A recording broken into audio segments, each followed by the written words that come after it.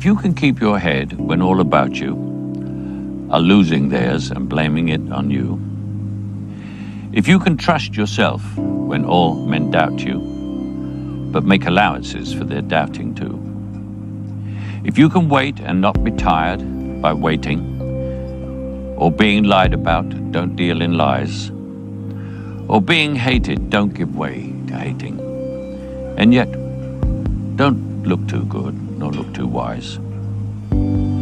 If you can dream and not make dreams your master, if you can think and not make thoughts your aim, if you can meet with triumph and disaster and treat those two impostors just the same, if you can hear the truth you've spoken twisted by knaves to make a trap for fools, or watch the things you gave your life for broken, and stoop and build them up with worn-out tools.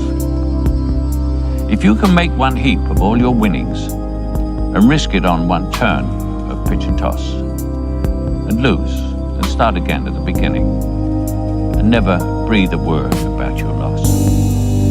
If you can force your heart and nerve and sinew to serve your turn long after they are done, and so hold on when there is nothing in you except the will which says to them, hold on.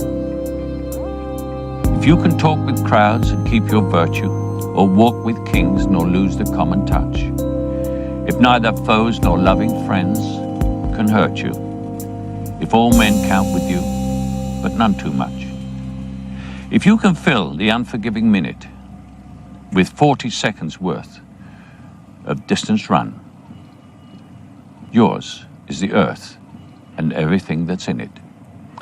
And which is more, you'll be a man, my son.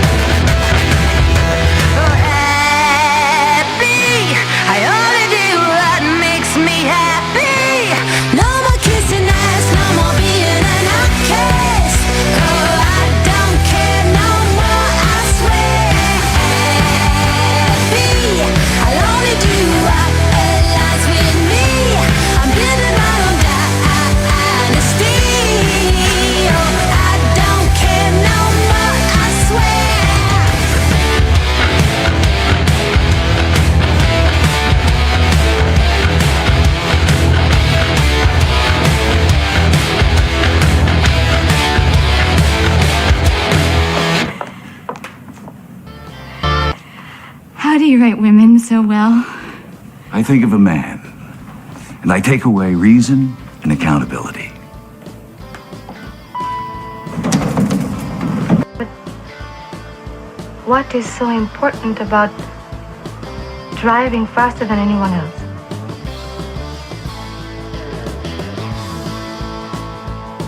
A lot of people go through life doing things badly. Racing's important to men who do it well. When you're racing, it's life. Anything that happens before or after, it's just waiting.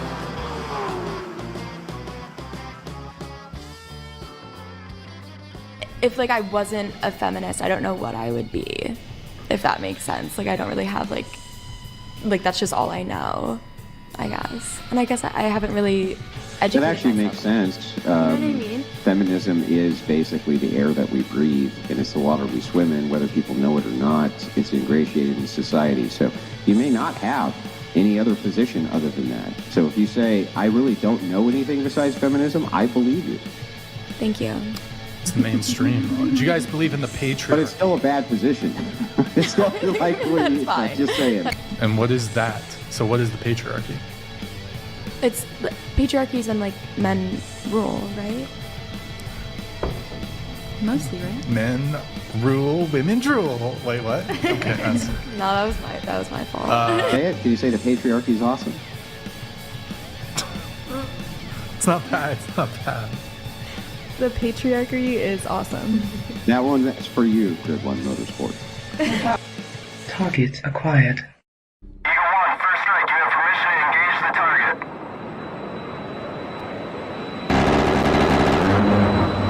Warning: the following video contains explicit language which may be offensive to some viewers or inappropriate for children. The content within this video is intended for mature audiences only. All right, welcome one and all. What a got a nice full chat here to start out with. I'm glad you guys like that intro. That's actually the previous intro. I'm working up a third one now. I will have a new intro reel shortly, and I'll just rotate those out. Welcome back, Kat, from your vacation. How's that? How was that? You want to tell us all about that? I did a lot of driving. I saw mountains and deer and armadillo and whatnot. You know, roller coasters and stuff like that. So did you actually drive, or was your husband driving and you were riding? I was driving the entire time. Why would that possibly be? What, did you drug the poor man? No, I don't know. I just always drive. He drives all week. I drive weekends and holidays. Interesting. My wife scares me to death when she drives, and she knows it. So, Well, my husband scares everybody to death when he drives. So, yeah. So the name of the intro songs, they're by a band called Roof. The first one is Dare to Be a Devil. And the second one is, I'll have to find it. I have to, of course, I don't have them like, sorted out. And I have a lot of music here to go through. Don't Care Anymore. And I have to put that Don't Care Anymore song at least 10 minutes into the video because it's not a clean version. And there is some cursing on it that I barely pick up on, but YouTube certainly will. So just to keep YouTube happy, that song has to be played later in the intro. What's up, everybody? How is everybody out there today? Everybody having a great day? I hope Monday is being a good day to you. So, yeah. All right, the Views and Express. That's right. They don't. We have a lot of views and opinions that aren't do not necessarily reflect our own opinions, except mine. I generally go ahead with that. And welcome, Michelle, for becoming the new member. Kat, did you see Michelle's? I know you were out of town. Did you see Michelle's impromptu debate with Andrew? No, I missed it. How was it? What was it about? It was really good. It was well. She's going to come up in a minute. I'll let her explain it. I'm not gonna not do her justice in explaining the awesomeness of that debate. It was actually a really good debate. Because Michelle's in an open relationship. Okay. And so that obviously that's one of Andrew's, like, that's one of the things he likes to discuss. So he did in fact discuss. So Andrew is not for the open relationship, I'm guessing. No, Okay. no, he is not. And I don't know if I sent him the link. Usually I send him the link. Let me do that now. Let me see. Just in case he wants to come on. That's the wrong link. Too much stuff going on. If anybody ever wonders why Andrew just wanders in like he owns the place, it's because I send him a link every show just in case he wants to wander in like he owns the place. And I consider it just a measure of respect to him for helping me out. I do the same thing with Brian from Whatever as well. So if they,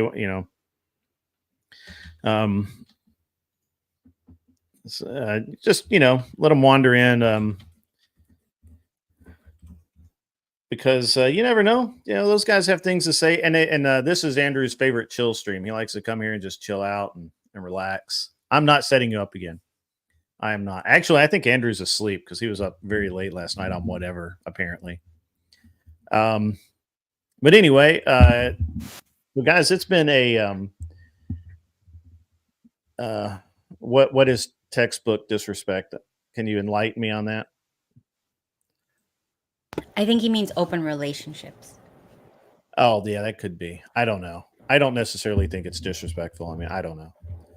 I'm not the one. So you would consider it? Me? No. Yeah. I would not. I would not because I don't like to share my toys. Same. So, yeah. He wasn't asleep of like 15 minutes ago. I bet he is now. I don't know. Who knows? Was he on the Crucible crucifying someone? Not crucifying. That's a bad word, but was he? I don't know. It's been a morning already. So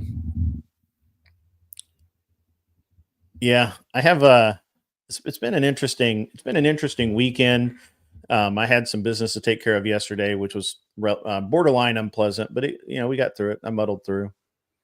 Oh, he's responding to one of your tweets. He does that. He'll just randomly goof off. So, is it this coming week? I have a little bit of like stuff here to kind of go through. You just do this really quick. So where did you go, Kat? Did you go anywhere popular? No, I went places in the middle of nowhere purposely. Okay. Just like cabins in different areas of the woods. Like two different cabins. And then I went to my mom's house. Like in Gatlinburg or? Not quite there, like almost Tennessee, but not quite. And still in Georgia. That's why it sucked. No, if it had been in the real estate, it'd been fine. But yeah. Anyway, so next week I will be doing my show. I will be traveling. I will be in Vegas for most of the week, and so I will be doing the show remotely from Vegas. So I won't have the cool set behind me and everything like that. I had an entire show built for today, kind of based around some of the shenanigans going on politically and whatnot. But and some of the whatever stuff. Not much of the whatever stuff. I didn't watch it last night. I went to bed early, so I was tired, and so I didn't really have a whole lot on it. Maybe if Glenn comes on, we'll get him to talk about it. So I don't really actually have. I'm kind of tanked the whole show that I had. That's why my monologue's a little weird today. You guys will have to forgive me. So what happens in Vegas will be streamed from Vegas. Absolutely, it absolutely will. And actually, I'm trying to set up some shows out there with some other people in this sphere, and hopefully, I can make that work. Not enough. Monday show is always kind of hard. Like I said, I had kind of a bunch of political stuff. This idea of Kamala running instead of Biden is ridiculous. That's a red herring. They're going to slip Newsom in on the back end. Anybody that believes that is like smoking something extra special. And seen a lot of interesting stuff. There was something, Kat, that was being talked about the other night that I thought that you would really have loved to chime in on, and that was, I think, it was like a hormonal. We had a discussion yesterday. This lady was pro-life, except in the case of grape and incest, and I kind of destroyed her arguments, but that was beside the point. The interesting thing is that she said that she had not always been that way, that and that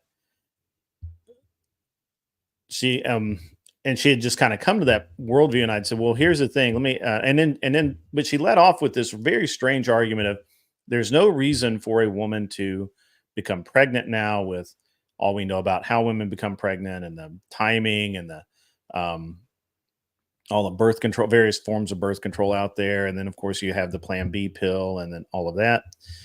And I thought that was very interesting comment. And so then I just asked the natural follow-up question, why are abortions at an all-time high? She couldn't really answer that. So if there's no reason for a woman to have an unwanted pregnancy, how is it that we have abortions at an all-time high? And they absolutely could not answer that. So she's probably today probably regretting her decision to discuss such things online. I don't know. Yeah. But it was interesting. It was an interesting conversation, interesting debate. Or not debate, but it was kind of a debate, but not really. So, and that was a good topic on Glenn's stream yesterday that I thought was worth kind of going back over, because I do think that there's a disconnect in my mind about how she is right. There is no real reason for a woman to accidentally get pregnant these days if they just take even a modicum of care, right? And abstinence, of course, being 100%, right? So, and she listed abstinence as one of the preventions. So there's no real reason for a woman to accidentally get pregnant. Just either don't have sex or have protected sex, and and so that's obviously, what is the stat? It's like 0.1% ineffective. Like, it's a pretty small percentage of the, if you're actually using birth control as designed and all of that, it's a pretty small percentage, right? Well, I can speak on that. Well, go ahead. I was leading you into it. Okay. I have a lot of friends who took birth control perfectly well and still had babies, but they were married, so it wasn't a big deal. They had the baby. Sure. So I feel like I feel like birth control is not as low percentage as they claim it is, because I just know way too many people, and these are not people who mistakenly miss their pill or anything like that. Well, I'm not talking about just a pill. I'm talking about the combination of of all of it, right? Like there's no real, I guess our point is that there's no excuse for it, right? There's no real excuse for, not using condoms, not using birth control, not using all of this other stuff. And so, and I was like, yeah, you know what? I'll give you that. I will give you that point that there's no real excuse for it. So why then are abortions at an all-time high? And she did not have an answer for that. I can speak on that. Please you do. know the 80-20 rule, it applies to abortions. 80% of abortions are being done by 20% of women. These women tend to be women. And we did check that. We did check that stat. These women, they do it multiple times. They use it as birth control. They have no regard for it. There's no morality in there. Yes. That was my position, is that it is actually being used as a form of birth control. Yes. And I've met some of these women in the wild when I talk to my, in the wild, when I talk to people, because I'm a nosy person, so I like talking to people, especially young people, about this. Michelle, if you want to come on up, that'd be great. Yeah. Anyways, and what I found was they get such bad side effects from birth control. They're either allergic to the latex or whatever the condoms are made out of. They get like horrible rashes and stuff, and the birth control makes them like depression, make them want to do bad things. So they can't be on any of that stuff. And since they have no religion, no moral qualms about it, why wouldn't they take this route? Either like the morning after or the other one.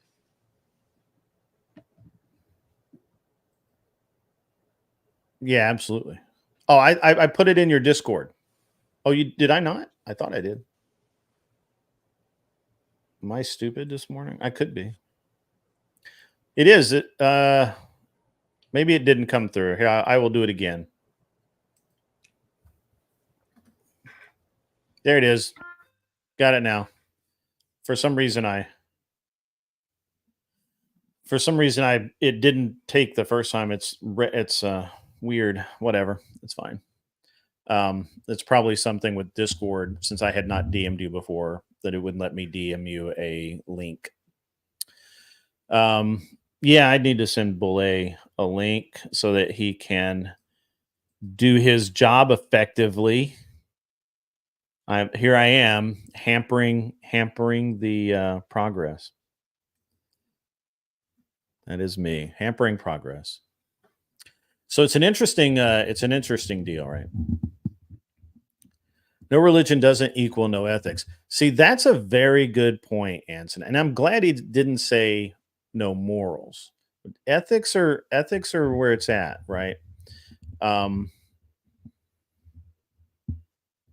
And I think ethically, I think you could make just as many good decisions as you could morally. I do think so. I think it did the first time. He crashed. He's got to quit trying to. I mean, I tried Streamlabs too as the direct feed, and I had the same problems. So I know he wants it to work, but well, we'll see. We'll see. I tried, but change my background while waiting on Michelle to come up here. Did everybody seriously have a good weekend? It seemed to me as like a really great weekend. Like I had a lot going on, but it was really a good weekend. Although I had to spend a lot of time working on my wife's boat, so that was because she wants to take it out on the water. As a matter of fact, that's I think what we're going to do today. Just going to take it out on the water.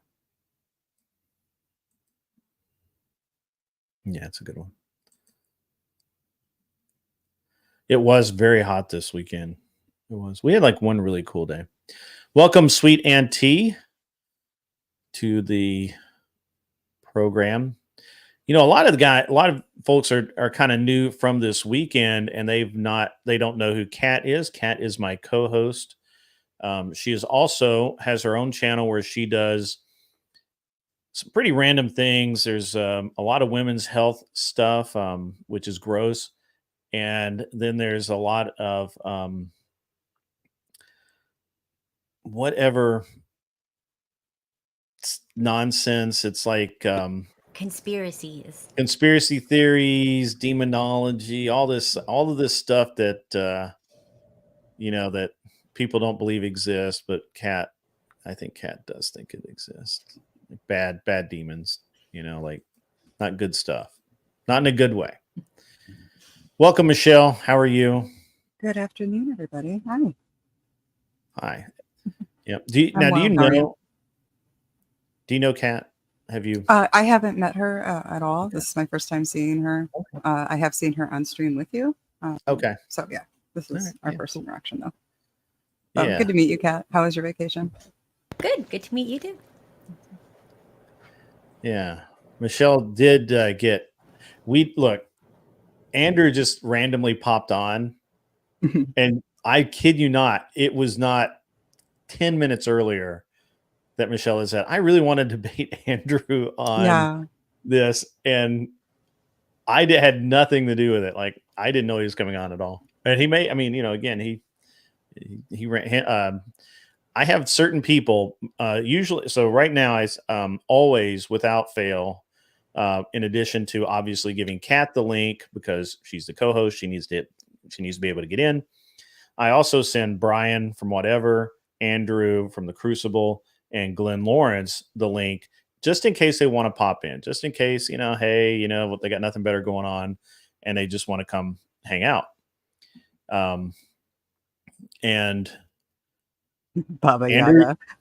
Andrew, like, this is his chill stream. I think he's got 1 or 2 chill streams. I'm one of them. And he'll just, if he just wants to, if he sees me on and he wants to chat and just have a good time. And it's a good deal. So. Yeah, it was awesome for him just to like come up and, have that like impromptu debate. Like, it was cool. Pretty good. It was pretty good. I enjoyed it. It was really good practice, and I definitely, I don't think I'm as much as of a degenerate as I thought I was. I was kind of like, because when somebody puts you in a position, it's like, okay, well now you have to stand behind fucking dead carcasses and murder and incest, and I'm just like, you know what? I'm not that bad. I'm really not that bad. Yeah, it's an interest. It's weird how we have a perception of what we do, and we always look at what we do in the very best light. And then when somebody else comes out and says, what you do is this is what that stands for. And you're kind of taken aback by that. You're like, oh, is this really what I am part of? And that's and then of course disassociation steps in and you're like, nah, that's not me. That's not how I look at it. So, yeah, I'm definitely not for like, somebody said TTS. I'm sorry if I said something I shouldn't have. But yeah, like there's certain things that are just simply like not on my radar, and like incest is one of them. And just, that's not coming into play in my lifestyle at all. Definitely like the fucking dead carcasses. I mean, I can point you to some really good sex toys and you don't have to fuck dead carcasses. And oh right, yeah. I forgot that well, and that was his first one. Like, oh, is there anything morally wrong with fucking a dead carcass? I'm just like, it's pretty gross. It's pretty gross. Right. Yeah. And that's the interesting thing, right? Is if you take a worldview, you kind of have to take the entirety of that worldview. Mm-hmm. And which is why I'm very careful in my worldviews. It's like a lot of times people would like me to identify as a libertarian, or they say, oh, you sound like a libertarian. I'm like, no, I'm a constitutional conservative. Because those two things have very special connotations to each other. And I don't like having to explain myself as when people try and label me a libertarian, that I'm not a libertarian. So.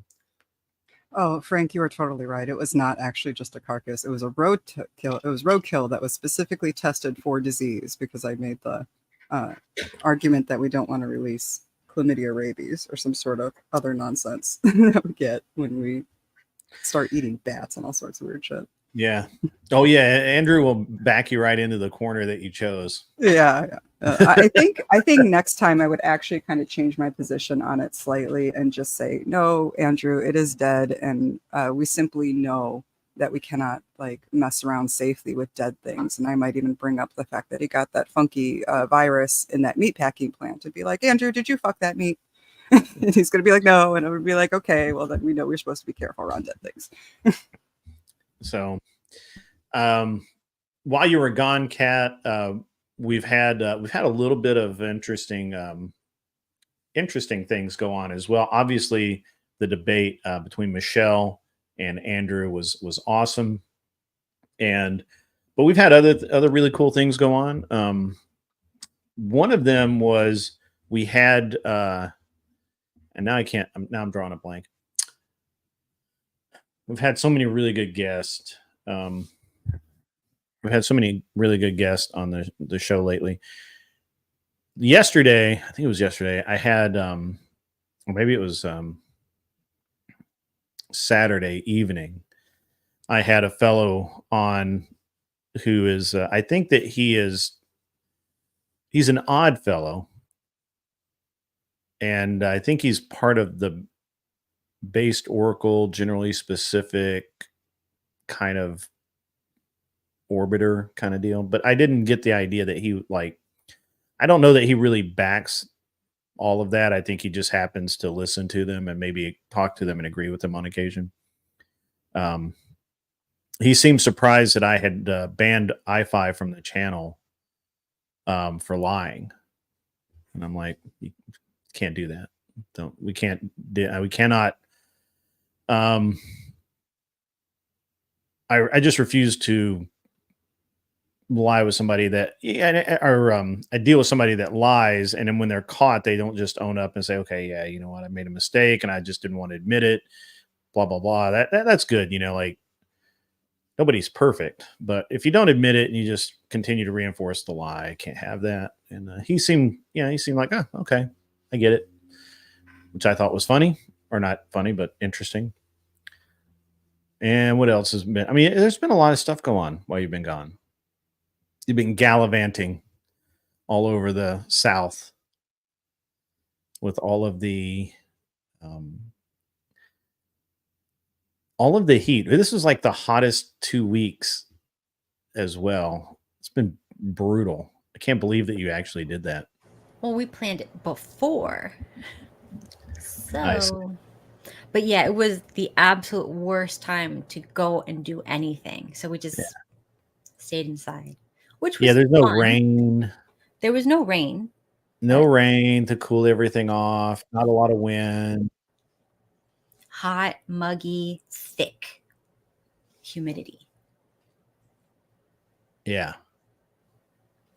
Anyways, I want to know Michelle's points for when she debated Andrew. Well, like I said, it was kind of impromptu, so it was a lot of I took no offensive positions at all. I was answering him based on like what he was basically shooting at me. So I think one of the first things that I said to Andrew was my main concern about debating him was that I would be happy to debate him, but that I didn't want to become his next like open relationship meme that he does, like basically all of them. So and I couldn't. It was really more of me like working it around in my head, because obviously this is a YouTube creator and I couldn't really fault him if he did. Like if I did become that meme, it would be me walking into it knowing fully well what I was getting into. So it was just me kind of wrapping my head around it and expressing my concerns. Grid One said that he would probably just like match energy, and if I was good faith, he would be good faith back, and it probably would not be a concern. But then again, you never know. In 2 weeks, we could kick off a horrible feud, and I would become that open relationship meme. You never know. So we'll see. Well, I mean, Andrew, as far as I know, Andrew doesn't really care. It wasn't a big deal.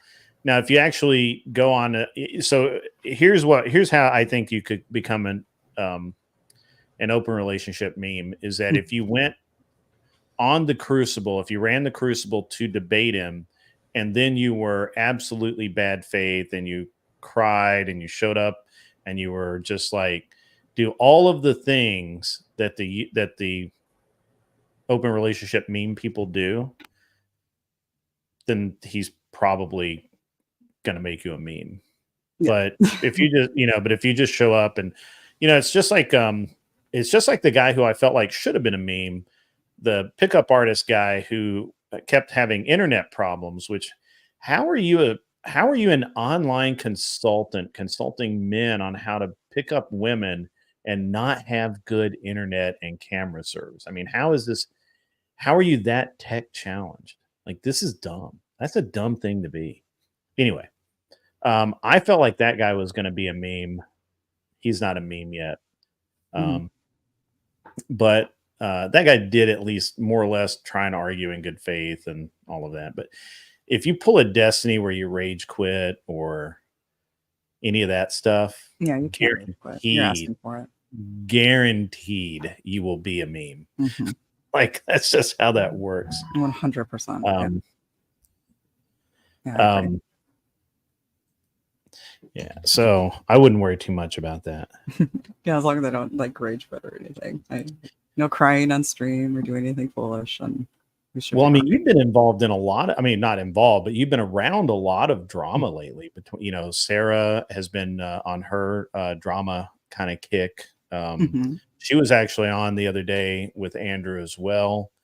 And I felt like they both did, handled themselves really. I'd almost use the word professionally, but it obviously wasn't professional. YouTube professional. Professional YouTube. Yeah. They were very, very cordial. Neither one of them got what I would consider out of control. That kind of thing. He's the one thing about Andrew is the one thing you always count on. And it's not just Andrew. It's like Glenn Lawrence is the same way. I'm kind of the same way. I might let you get away with something just because I don't want to dig into it. But those guys, if they know something and you fib, they're going to call you on it like right then. Like, or if you try and avoid it or mislead them, like instantly, they're going to call you on it. And so it's really just not worth it at all. Like, there's no upside to not just, doing the right thing. I guess doing the right thing would be the right word for it. And because again, you're gonna get called on it, and it's probably not going to be particularly pleasant. Yeah. So that's I thought Sarah did really well when she was in. And you were moderating there, and then on the weekends I'm not too active. I'm usually away from home. Oh, okay. So, yeah. No. So I do know there was a big debate over on PWF, and I really wasn't active much. Yeah. You were. Sarah kind of updated me like on what happened over here on this channel with Andrew about like the $100 thing or the $200 thing. It was funny. Yeah. I guess people were like, oh, Michelle was over there saying stuff too. Like, oh, tell Andrew's minions she owes Sarah $100. And I was just like, oh my gosh, I'm mediating and heckling in chat. Like, I need y'all to get a grip. Yeah. Like, if my girl Sarah says, hey, Andrew owes me $100, I'll be like, get your money. Because that's what I'm supposed to be doing in chat. I don't actually I don't get too involved in the drama with my friends. Right. And I guess that's kind of like the nice thing that I have is like not being a creator. I get to like kind of put up the wall and just kind of unplug and not be too invested in it. So it keeps me out of trouble for sure. I don't have to dive in deep or defend myself. It's just, if you want to know what I think, you can just talk to me and we'll work it out. Yeah, and that's really good. That's really cool. Yeah. I'm sorry, I interrupted you, Kat. I apologize. You can continue questioning Michelle. I'm sorry. I don't know. I mean, I do have some friends that are in open relationships, and since I don't like their husbands, like I'm okay with it. Wow. You're like, cheat on him. She said that out loud. That's so funny. They know, and so do their husbands. Michelle, you've got to hear the story of how Kat trapped her husband into marriage. Oh, that's without funny. I using love that. sex. Without using sex. Okay. Oh my gosh. Well, I mean, I'm gonna do like a whole thing on that. Tracked with him. She tracked him. She hunted him. She she baited him, and then she trapped. I mean, like for good, trapped him. Like it was artful. He's happy. That's all that matters. He's happy now. And he didn't know. It took like however many years. It took years. No, years before he knew. Oh, before he knew. Yeah, I didn't tell him She's anything. like, I had this on lock in 3 months. What are you talking about? Yeah.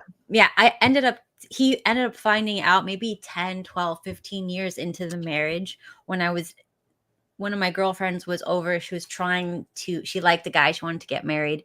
She's like, how do I do this? And I'm like, oh, this is what I did. And he's like walking around doing stuff in the house, walking by, and I'm giving her all these tips. Like, this is what I did, blah, blah, blah. You got to do this and that.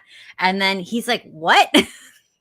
You did that? And he's like, I thought I was the one who told you to move in with me and blah, blah, blah. And I'm like, no. And he's like, my mom said this. You hatched a plan with my mom? I'm like, yeah. And like, yeah, that's right. She also involved both mothers, his mother and her mother. That's awesome. I love that. That's like, yeah. Trapped. He had no choice. He just didn't know. He thought he had a choice. He did not. Yeah. So you like lured him into moving in with you, but what, did you make him think it was? No, it was very artful. Or... I mean, I don't want to get into it now because it's like a whole thing, but okay. What I basically did, and yes, all women are crazy and all men are crazy and everybody's manipulative. And if you're not manipulative, you're just like what? Like floating through life. How do you get a job if you can't manipulate someone to hire you? Manipulation is success. Yes. Doing it for evil is not good, but doing it because you have good intentions, that's just smart. Your fish tank behind you is you manipulating an environment to get a result that you want. Everybody does it. Yeah. But anyways, I don't think there's anything wrong with being smart. That's all I'm saying. And he's happy, which is all that matters. But yes, I did basically make everything seem like it was his idea. Like I kind of think you just guide them. You put little guardrails up in life, and then it just seems like, well, this is the logical guardrails. They were loaded guns. You were just like, but do it or else. Yeah. Okay. Yeah. Okay. Okay. You have two decisions. One decision is where you move in with me and you're happy, and the other decision is where your life is miserable. And like, of course it's your idea. No. That's not what happened. No. That's very overt. You never tell someone anything. You never give people options. Of course. No. This is what she did. Arrange things. Yes, I get it. For a couple of months, she told her boyfriend that her and her dad were arguing and that she couldn't live with her dad anymore. She was going to have to move to Georgia because she knew his lease was going to come up. His lease was up for renewal, and he wasn't really sure he wanted to keep the same roommate. And so he was kind of sort of looking at different options, whether he was going to room by himself, get a different roommate, whatever. And Kat knows this. For a couple of months leading up to this, she starts telling him, my dad and I are fighting. It's not really comfortable at home, which is none of this is true, by the way. Her dad loves her 100%. She tells him this over and over, and they have conversations about it, and she makes up these I'm assuming very believable but outlandish stories about how her dad and her are arguing, and she has to storm out of the house, and she's whatever, she's afraid the locks are going to get changed, whatever. And she's like, and he's like, hey, my lease is coming up, would you I know you don't believe in living together before marriage, but what if we just moved in? What do you think? And then he gets to be the hero. Yeah, it's she's beautiful. She's like, the only way I'll do it is if we're engaged within a year. If we're not engaged by the end of the lease, I'm out.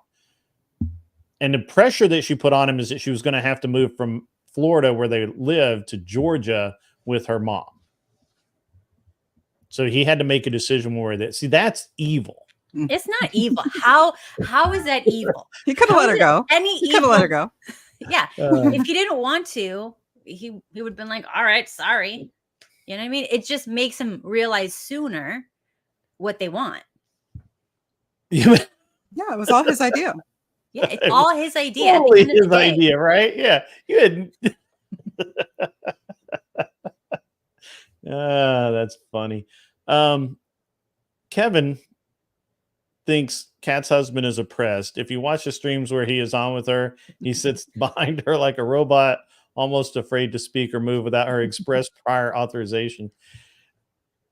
That's next time he's on, I'm gonna have to ask him to blink twice if he's in danger. That's because he says TOS unfriendly things every word he says. My Really? husband would 100% do that to me. If I had him on stream with me, he would be behind me like, help me, blinking like crazy. He's like that much of an asshole. He would 100% do that to me. I don't want to be here. It's a sham. He would. Yeah. He's a punk. That's pretty interesting. You're like, sure, Michelle. Look at the background. That's why her cam's always down. That's so funny. It's so funny. It's just hilarious. And how long have you been married now, Kat? Like 20 years, 22 years? Yeah. A long time. It's been a very long time. Mm-hmm. That's very awesome. fast. It goes by super fast. Mm-hmm. Mm-hmm. It does. Yeah. One day you look around and all your friends are old. You're old. What are you talking about? All your friends are old. You're old. Yeah, but they act old. Well, that's true. I give you that one. My friends do too. I make fun of them. It's okay. I tried to sneak out of the room all quiet the other night, and my body was cracking so much I couldn't sneak. My knees were, and I'm like, oh my gosh, I'm making so much noise. How is this happening? That's funny. That's very funny. So yeah, you as you get older, you lose your ability to sneak around. Your joints will give you away. Sucks. Yeah, probably so. Mm-hmm. That's very funny. Kat always entertains me with this dynamic that she has with her husband and all of that. It's very funny. I am not old. I'm old-ish. You gotta add the old ish. adjacent. I'm old adjacent. Yeah. 50 is the new 30, I think. So Sure. I think that Yeah. we're living longer than we ever have before. Mm-hmm. No, we're actually not. My grandmother lived to be 104, so if I can just get close to that, I'm only halfway through. So Are you going by Methuselah standards, or for we lived longer before? Yeah, now it's 75 years in America. Oh, okay. Pull up those stats again. Well, averages are for average people. So That's true. If you do what everybody does, the average is 75 years. But if you are very, very crazy like me and only eat certain things, you can probably make it a little longer. 90 is the new president. Yeah, I'm laughing at that. That's so funny. 90 is the new president. Yeah, that's funny. Oh man. Oh, that was a point in the Andrew debate. I had said something to the effect of when you get older, your mind power goes on, and he brought up the wisdom argument, and is a 20-year-old smarter than a 20-year-old smarter than a 60-year-old or whatever.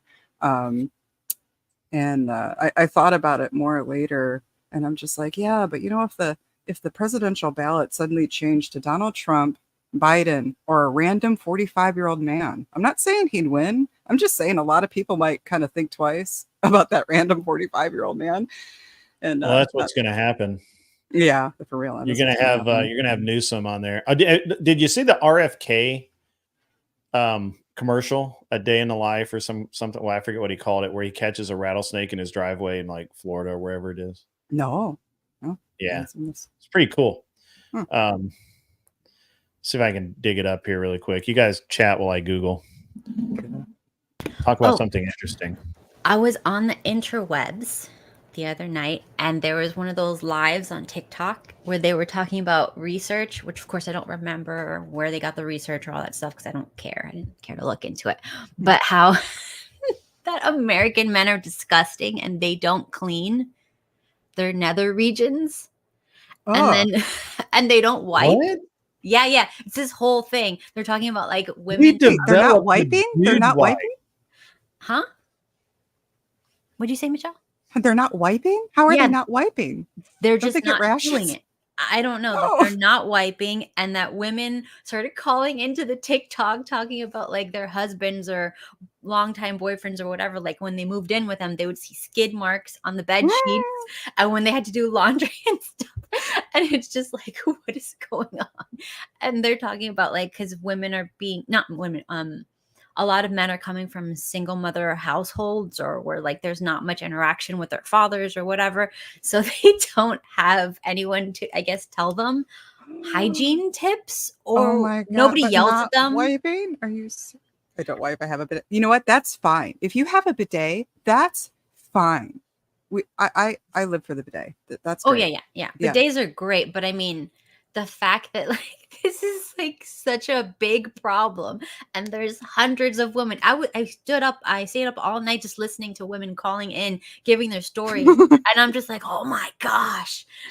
And it was so many that I'm like, is this one of the leading causes of divorce now? Dude, I need to go tell my husband I appreciate him for wiping his ass real quick. Holy shit, that's amazing. That seems weird because we invented the dude wipes. I mean, let's just be real here. Yeah. I've never heard of that, but you've never heard the of dude wipes. They're in like the black packaging. It's basically flushable, you know. Oh, wipes. yeah. They're glorified baby wipes for adults. Oh. Yeah, they're minty fresh. They're minty fresh. I love that. Yeah, so It's I like don't know. leopard print panties. Like, no, we don't know. No, we Here you go. Here's RFK catching a snake. This is our presidential This is one of our presidential candidates, folks. we can't hear it.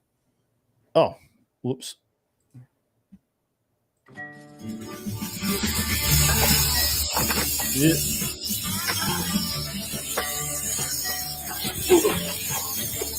That's an angry snake. Small.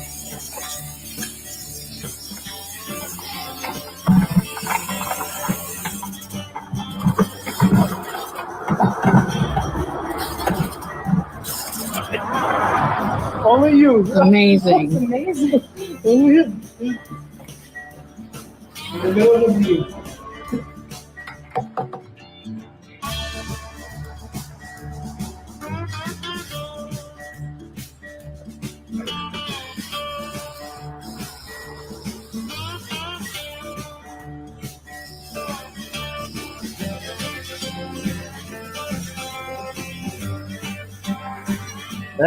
That's a presidential candidate right there. Just letting you know. This is staged. I'm just gonna say it. I kind of think it is, but the snake's too moving much. around like a real snake. Yeah, but why are they filming him doing this? It's angry in there. I don't want to touch him. Yeah, Cheryl, the picture. No, honey. No. I'll watch it. Oh no, honey, no. Here's the Western guy in the back. You can tell. Look at these rings at the end of his tail. Oh my God. You're gonna put him in here. I would have just left him in the bucket. That part of it is, I think, staged. Because I would have just left him in the bucket. Much better place for this guy.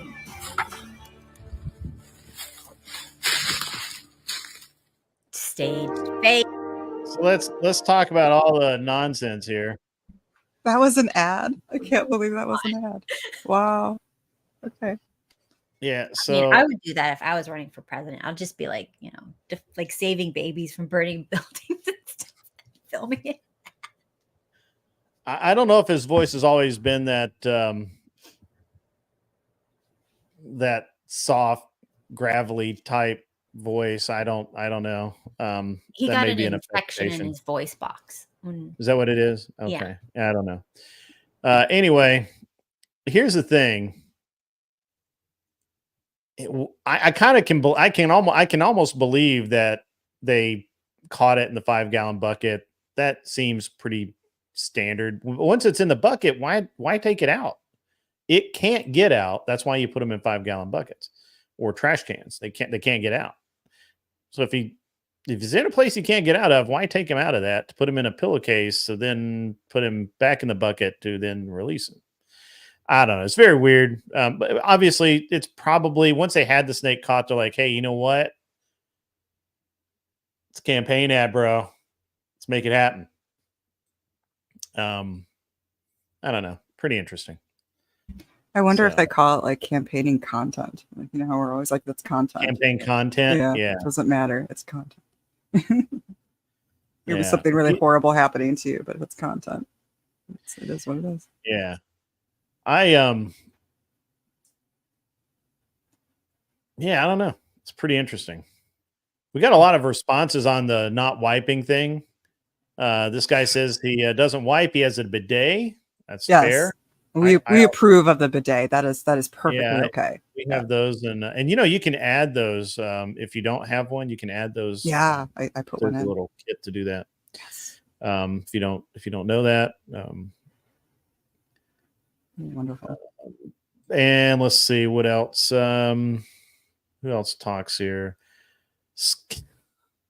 Skidwear underwear. Skid mark underwear on men are like leopard print panties on women. That's gross. What do you guys think of the leopard print? I've always wondered. I doesn't do anything for me at all. I don't understand the fascination with it. I don't either. It's kind of gross. Got to be honest. I'm not a fan either. Actually, most animal prints on women or men, for that matter, they all look gross to me. I don't know. I think it's because I know what the real fur and leather looks like, and that's not it. So I don't, I'm like, what are you doing?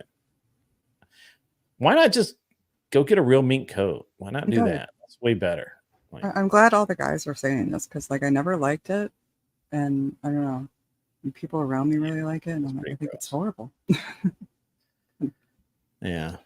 And you're right, like real fur, like it's beautiful. Like it's sabled and textured, and it's absolutely gorgeous, and it's not anything. I mean, I suppose it could recreate it, but you don't want to. It's beautiful. Yep. It was pretty interesting stuff, I guess. I wonder what he he did release the steak. I think Ensign's in a good mood today. He's pretty funny. Prefer leopard print panties like any other type. They belong on the floor. That's based. It's based. I like it. That's like the first time we agree. We all agree. There. You go. What? Kat has a Discord. I didn't know Kat had a Discord. Yeah, it's where I post my memes. Okay. He wants Mr. Boulay would like permission to do stuff. Yeah. So RFK, he's going pretty hard on this independent ticket, but he's mostly just a Democrat. Like, I don't understand his, I guess he originally was intended to be like the Biden alternative. Like you could have Biden or you could have the real thing. Right. I like that. So, but anyway, I don't know. He does precious. You know what? I was talking with my boyfriend. He does, he's one of those maintenance technicians that works on those big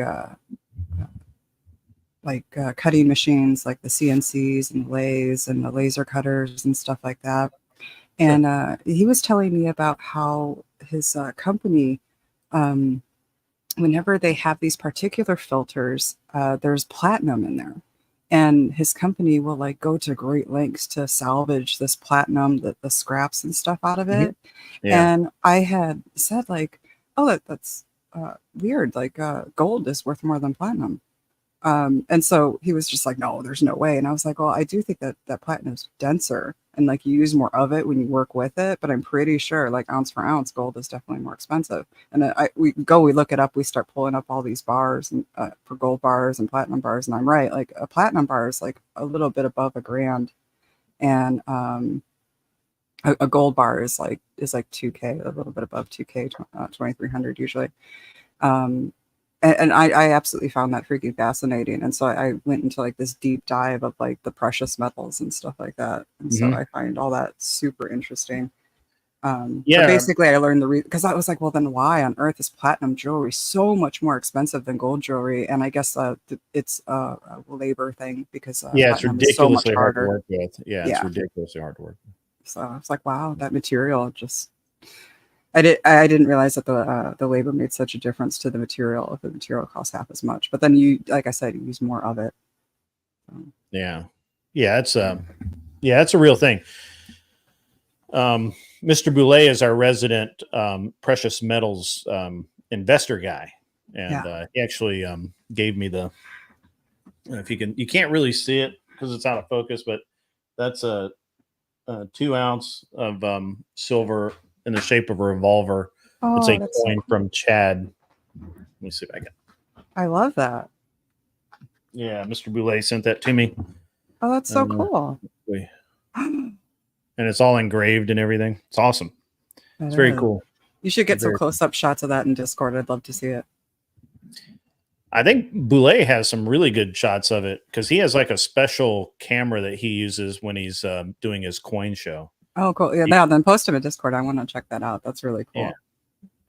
Yeah, it is actually the engraving on it's really cool. It's really awesome.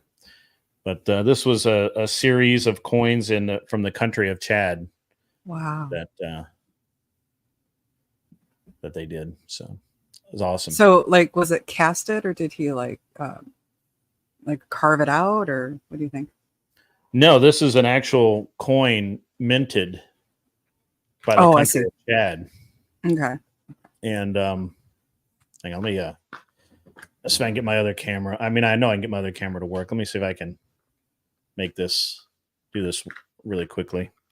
Yeah, everybody go sub to Mr. Boulay. He is he's really interesting. Coins and stuff are interesting anyway, but let me see if I can get problem is my cable for the second camera is not really long enough, but we'll see. Let me minted. Now I understand. I thought maybe it was like melted down from some old coins. I was like, okay, melted down on coins to make a revolver. No. It's an actual. It's a issued. Coin. Yeah, that's even cooler. Actually, that's neat. Let me see if I can. Where's my? Let's see what this looks like. Yep, there it is. Oh, there it is. Oh wow. Does it turn? It does not. Oh, okay. It's all one piece of minted. Gotcha. So and it's got the gold inlays. Look how there. Beautiful. Oh my gosh. Yep.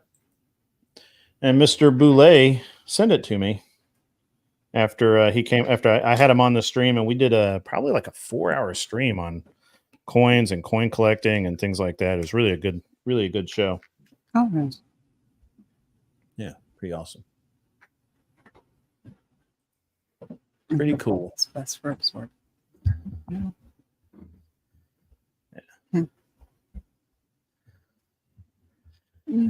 I got a lot of funny guys in here today. But yeah, that is actually a pretty cool deal. And it's of course I don't have the other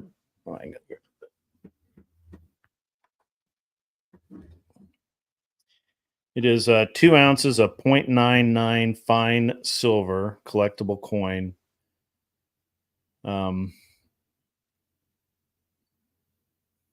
Yeah. Republic du Chad. So cool. It was very cool. It's awesome. Yeah, I can't wait to see some pictures of it. Yeah, I'm sure he has some really good close-up stuff. I just have that one little camera there that I'm lucky even had it hooked up to. Mm-hmm. So we should talk about finance and that sort of thing. And I don't know if you guys have been paying a lot of attention to that sort of thing, but Kat's eyes always roll back in her head when we start talking too much about it. But there's some interesting things going on out there politically. And what should we know, Gribbon?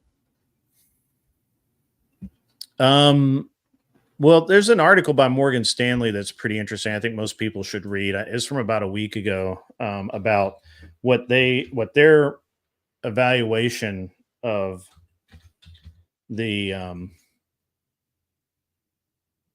or prediction for financials after the during and after the election.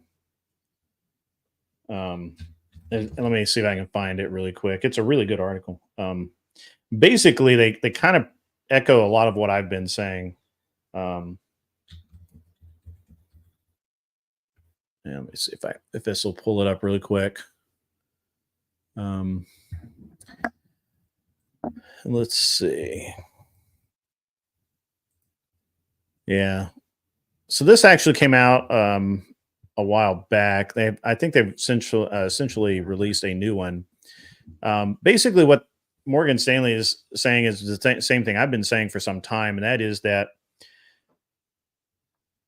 ahead of the election, they're going to push they're trying to push the interest rate down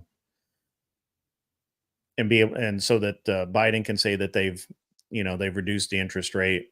At the same time, they're going to try and artificially push the inflation rate down. Now, you have to understand that those two are tied together. So typically when one goes up, the other goes down, and vice versa. So it's very hard to get them both to come down at the same time without some very specific things that would have to happen, which aren't going to happen in time.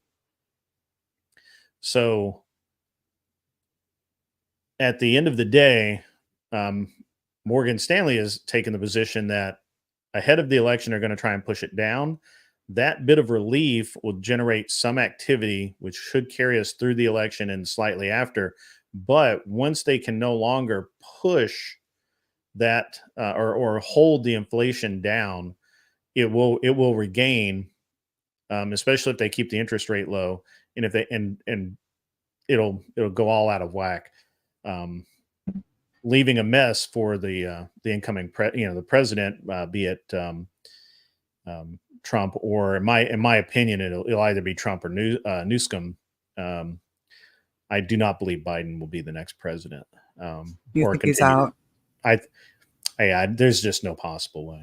There's no possible way. He's going to be replaced, and I called that 8 months ago.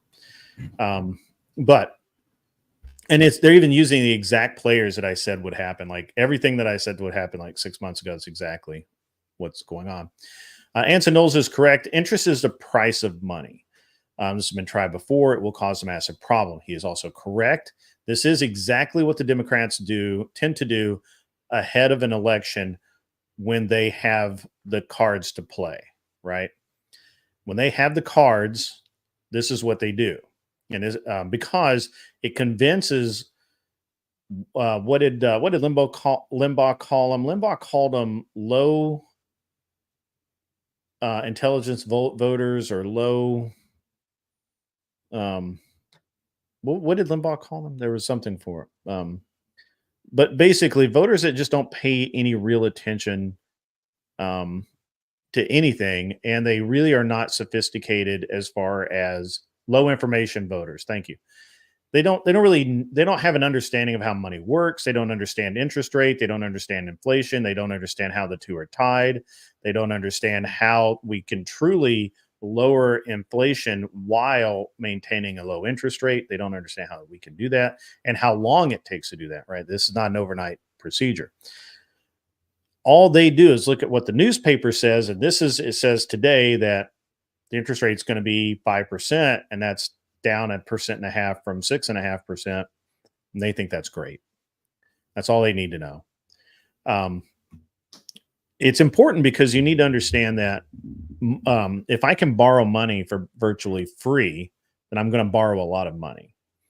And what's happened is with the inflation rate going up and the interest rate going up alongside it, and they're not really keeping scale with each other, right? So if they both go up this much, that's fine. If they both go down this much, that's fine. Who cares? Doesn't matter. But the problem is that let's say that I want to go build a building right now, and the best interest rate I'm going to get is I can probably get 6%. I might be able to buy my way down to 5 3/4. So if I buy at 5 3/4 and the property value is increasing at 7 or 8%, then that money is free. The money that I borrow is free money because my asset is always outpacing my debt. You understand what I'm saying? And so I'm very encouraged to go out and borrow money. However, if I even think that's going to change, right? Like if I go in and borrow money today at 5 3/4 and the interest rate drops to 3, well, I'm kind of hosed. But worse, let's just say that let's say that interest rate stays the same, 5 3/4. If it goes up to 8%, that sounds like, hey man, you did really good. You got in at a low interest rate. But if the property value is sliding backwards because of that increase in interest rate, and it drops below a 5 3/4% appreciation, then I'm losing. Then I'm having to come out of pocket for that difference in cost. That interest is now actual interest, and it's costing me money. And so it's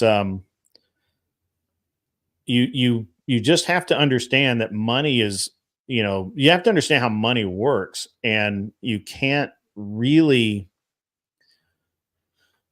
really can't discount it. Like, even though Kat doesn't care about it, it affects her life. Even though you may not understand it, Michelle, it affects your life. Oh no, I understand. And I was going to ask you a question. If somebody not so different from me were to take out a HELOC and wanted to take advantage of the lowest interest rate that's coming up, when specifically would somebody not so different from me want to do that? So HELOCs are a blessing and a curse. HELOCs are okay if you have a lot of locked in equity, and you're only using a small amount of the equity in the house. Right. Like maybe, all right, let me give you, so I own a house. Like I own a couple of houses outright. So if I want to go out and take a HELOC, and I paid very little money for them, right? Like I've got one property that I paid $221 for. We'll just use a real example. I'll use real math. I paid $221 for a house on 20 acres. Earlier this year, that property was valued, had a valuation of about $730, right? So that's a big increase in equity. But I didn't go out and borrow $500,000 against it. I could have, but I didn't. The reason I didn't is because that value is nebulous, right? It's completely tied to the market. So I actually haven't taken any money against it. But if I were going to, I would probably not take more than 10% of what I actually originally paid for the house, even if there was an increase in value. So I would maybe take out $100,000 or $50,000 out of that property. And just because I just would not want to put myself in a position where if the position completely reversed, that I now owe more than the house is worth. And here's the thing, there's a lot of people who have not considered this. Right now, currently, we're about 34% of all mortgages in the US are in negative equity. That means the houses are worth less than the loans that are against them. And what that means to most people is those people really can't sell those houses, and they're locked in until until either the market reverses and the equity goes up, and now they're no longer in negative equity, or that whoever it is just goes, goes into bankruptcy and the house comes on the market through a auction. Mm-hmm. So, and which ruins people. So Okay. if you don't want to be someone that's ruined, then you really need to be very careful. Sure. Okay. It like small amount of equity to like do a home repair, like we're talking Right. like a Yeah. short term So, sort of thing, like something right. like that. And I want to catch, or somebody not so different from Mhm. me wants to catch the lowest interest rate. When should Yeah. we be aiming? Right now, Yeah. I don't know. I Okay. think so. Here's the thing. I don't right now. What is interest rate today? Like 6%. Somebody in Yeah. the chat. Yeah. It's I think it's something. 6%. I don't. I try. I usually track it It's every day. But 525 to 150, or 525 to 550. yeah. So here's the thing. When you're talking about that interest rate, that's prime. That Mhm. means that you have enough earnings and you have enough credit, and Yeah. the asset is valuable enough that a Mhm. bank will give you the best possible. So when people go in and they say, well, I want 6%, you said the mortgage rate today is 6%. Mhm. Well, it's really not 6%. That's prime. So if you're more likely to get, 6.75%, 7%, 8%, Mhm. somewhere along in there, depending on a bunch of factors. And that's all fine. With HELOCs, you can sometimes defer interest. You really have to talk to a banker. And this is where I think a lot of people fuck up. They do online loans, or they do a lot of different things rather than just going down and talking to their banker. So I can go down to my banker because I know her, and I can say, hey, I'm going to refinance one of these properties. I need a HELOC to do it. And she'll be like, well, okay, great. And right now it's hard for me to work with her because I have to do a lot of it through the commercial side. But when I do work through her, and she will tell me exactly what she can do, exactly what other banks are going to be able to do, if maybe I should shop it around somewhere else, and all of this. These are very important things. Having that relationship with a local banker is hugely, hugely important. So I made a prediction a couple of months ago. I don't know who will remember this, but I made a prediction that by the election, they're going to try and get the prime interest down to around 5%. I don't think they can get it below 5%. If they can, they will. Today, Boulay just posted that it's 5.25 or 5.5, pardon me. And I don't know that they can push it much lower, but certainly they'll try. So it's you just really have to have a relationship with your local banks, and basically the local branch of your bank, right? So I have a national bank that I just have my checking account, I have a couple of credit cards, and whatever through, and I have a local bank that I have most of my mortgages through. Because it's just easy to run those mortgages through that same bank. I deal with the same loan officer every time. I deal with the same people every time. They know who I am, Mhm. all of that. And so I think that people make a lot of mistakes because they're financially uneducated, or they think they are. They watch something on YouTube and somebody says, oh, you go do this, this, this, and this, and this, and it's so easy. And I'm like, that's not true. But yeah, if you're doing home repairs, so there used to be this thing where people would, matter of fact, we used to joke about how many home equity loan race cars there were. Oh, really? And that's where a guy would have, he would pay on his house for so long, he'd have all of this equity built up into it, and he would, want to go buy a race car, or maybe he wanted to go racing or whatever, and that he could pull out that home equity loan and buy a nicer car to go racing with, and then pay it back over time at a much lower rate at that time than if he went out and just got a loan, just got a signature loan or whatever.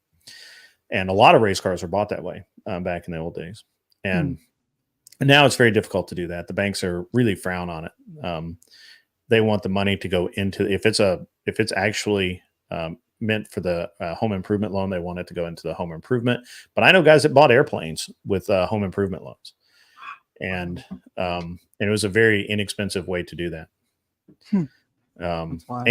Angel Berber, who's a very pretty smart guy, says he has 2 credit unions. He does his financial affairs. Credit unions are a good idea. I personally don't use them. They don't hold enough advantage for me.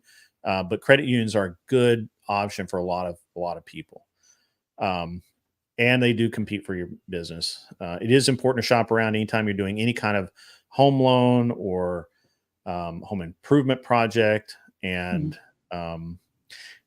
and depending on what that project is, like one of the things that like a lot of banks will require now is they want you to work through they want the name of the contractor. They want the contractor license number, and they basically issue you a credit card. So let's just say you get 30 grand in a HELOC, right? So it's basically a credit card that you can use for those purchases. And that's how they do that. So you just have to really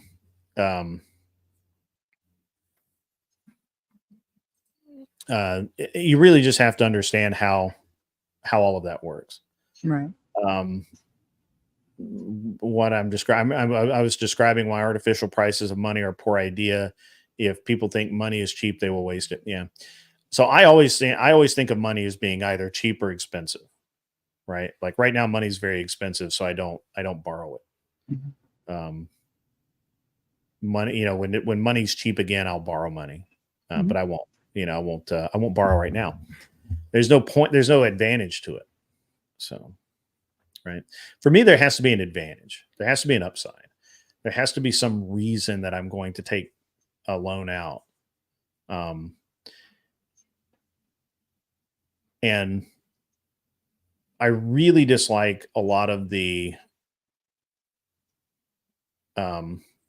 BRRR guys' ideas about how they, the buy, rehab, rent, refinance, and then reinvest. I disagree with that idea, because what happens is when you do that, you create a larger and larger debt pool. And the bigger your debt pool is, the more danger, the more risk that you have. And I don't think that I don't think you're talking about that, but just in the interest of being really clear, I think that debt in and of itself should be avoided if you can, right? So if you had a home that was valued today at 400 grand and you wanted to take out 50 grand to do home repairs, I'd say, yeah, that's probably a good idea. Plus, at the same time, I don't know if you're on a 30-year mortgage, you always want to refinance into the lowest term mortgage that you can handle, right? So if you're in a 30, refinance into a 15. If you're in a 15, you refinance into a 10. As long as the payments aren't going to gut you, and you will save yourself a massive amount in interest. And the interesting thing is that I think people don't understand how much of the weight of interest means. So you have a $400,000 house on a 30-year note. 1 point. So if you go from 4 to 5, doesn't sound like a lot. 5% interest, your payment barely shifts, right? It's not that big a deal. Over the life of that loan, you're going to pay an extra $100,000 for that property. And that's crazy. That's nuts. Why would you do that? It's $100,000 in interest payment that you're paying the bank for using their money. So don't do that, right? This is not smart. At the end of the day, you just need to be very smart about your money. You need to, with any money. So don't don't do that, right? So if you're looking at, there are guys out there that are buying $1 million homes. For me to buy $1 million home, I need to buy that money's got to be cheap. Like I need to be I need to be sub 3 on my interest rate for me to buy $1 million house, $1.5 million house. Otherwise, I won't do it because the amount of interest I'm paying on that is crazy. I just had this conversation with a friend of mine. He's looking at, because he's not really in the market, but he's like, I'd like a nicer house. I like a bigger house. He doesn't want to build, he doesn't have what he considers a suitable garage space for what his projects are. And he doesn't necessarily want to build on his property. And he's looking at he's weighing out, do I build, right? Or do I take this property that I own and sell it or turn it into a rental, and then I just buy a new piece of property. And now he's looking in the $1 million and a half range. In that area, that's a lot of house. Like that's going to be, it's going to be pretty nice house. Yeah. So if you are,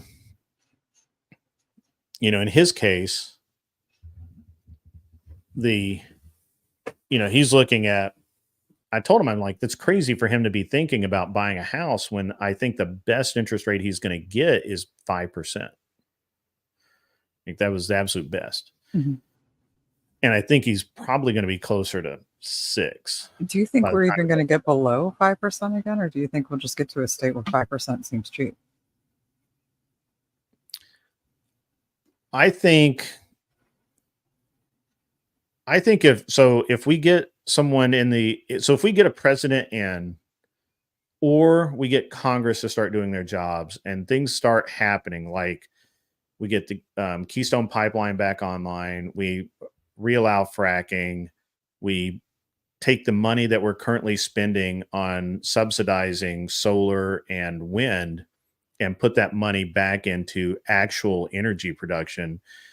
Things like thorium nuclear reactors, things that actually, nuclear is so cheap. Yeah, things that actually make money instead of just consuming mass amounts of money. If we were to do that, and get out of look, if private companies want to invest in solar and wind, fine, perfect, let them do it. Yeah, tax dollars need to get out of that.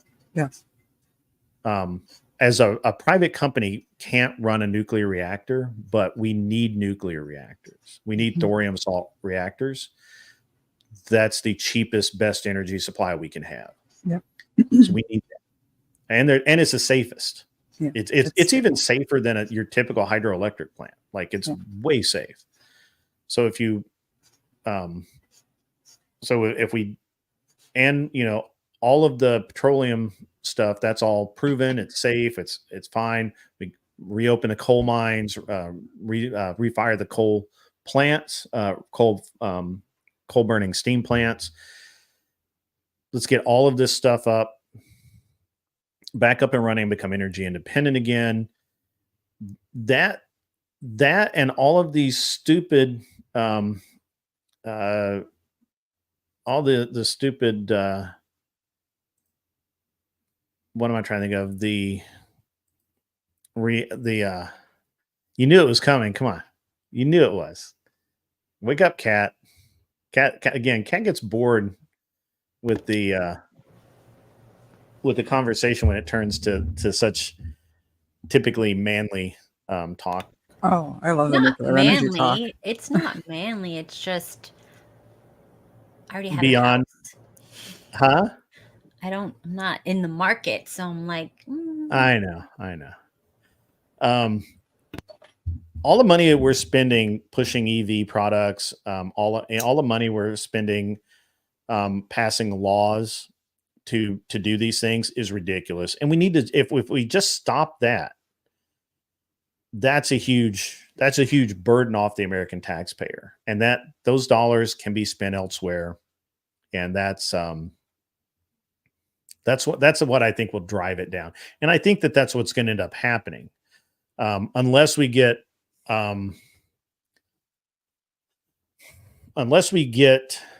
someone in like Newsom who will just, continue along party lines and continue the grift, because this is a grift. I mean, there's no climate science that's accurate. It's all a grift. It's all bullshit. It's all lies. If solar and wind were economically viable, private companies would be like keeping the government out of it. They would not want the government in it because they would be making so much money. But it's not viable. So the only way they can exist is by having the government subsidize them and by demanding that the consumer prescribe to their needs. So, and that's,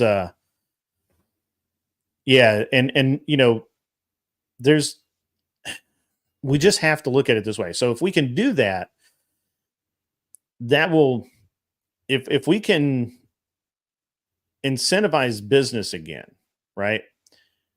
What we're really lacking right now is this current administration is punishing the stock market, and now it's punishing real estate. That's why that we overall are in a depression. I understand that they're calling it a recession or a downturn, but what we're really in is a depression. By all metrics, we're in a depression. It's just that we feel very wealthy, and so it can't possibly be a depression.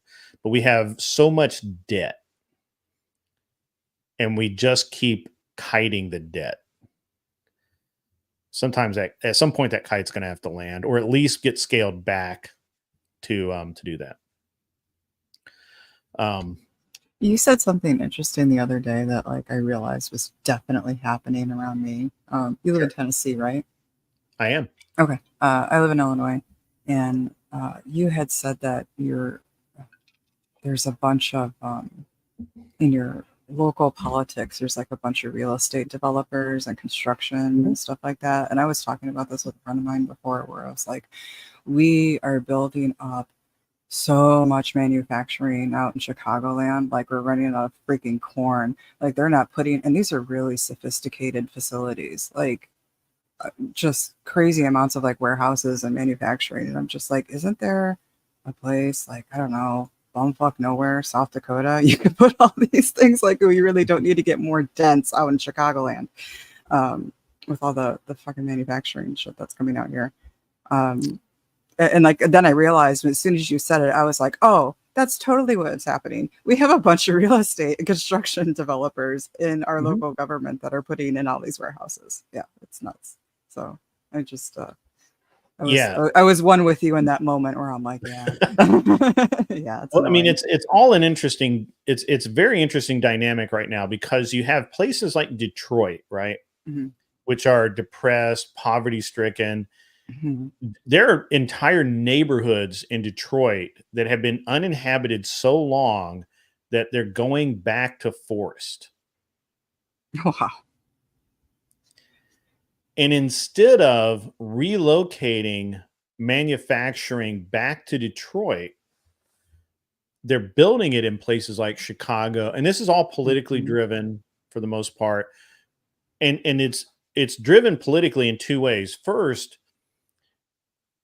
a lot of companies won't go to Detroit because Detroit historically has a horrible record in dealing with non-union, manufacturing that actually wants to make money, like a company that actually wants to be profitable. So they have a horrible record of those companies being able to operate there. So they don't go there. They won't go there. Right. And which is something Andrew has said himself, a lot of times, is that, you have these governments that are doing, it seems like, everything they can to stifle progress, while encouraging these unions and all of these other factions to that basically pay their salary to exist, which is backwards, right? Because you have all of these businesses moving out, and even more that will not move there. It would be far less. There's huge buildings in Detroit that could literally be fired up and lit off, huge facilities where they wouldn't have to build in Chicago. They wouldn't have to build in these other places. but it's the political environment. And because of the political and economic environment, they're not going there. And thus they end up going somewhere else that is more hospitable. And so the places that stay depressed. The places like Chicago, which traditionally would not have been a manufacturer. I mean, Chicago is really a meat packing and I mean, it was a processing town, right? Like it's really. It used to be. It is much more a distribution hub now. Yeah, time distribution. Yeah, it was never. Chicago was never a manufacturing center, but it's going to be. Yeah, definitely. Because right now the political machine in Chicago wants that to happen. Now it will do that only for a few years before the amount of graft in Chicago's government, pushes that out. I mean, pushes it out. They can't resist it. They can't help themselves.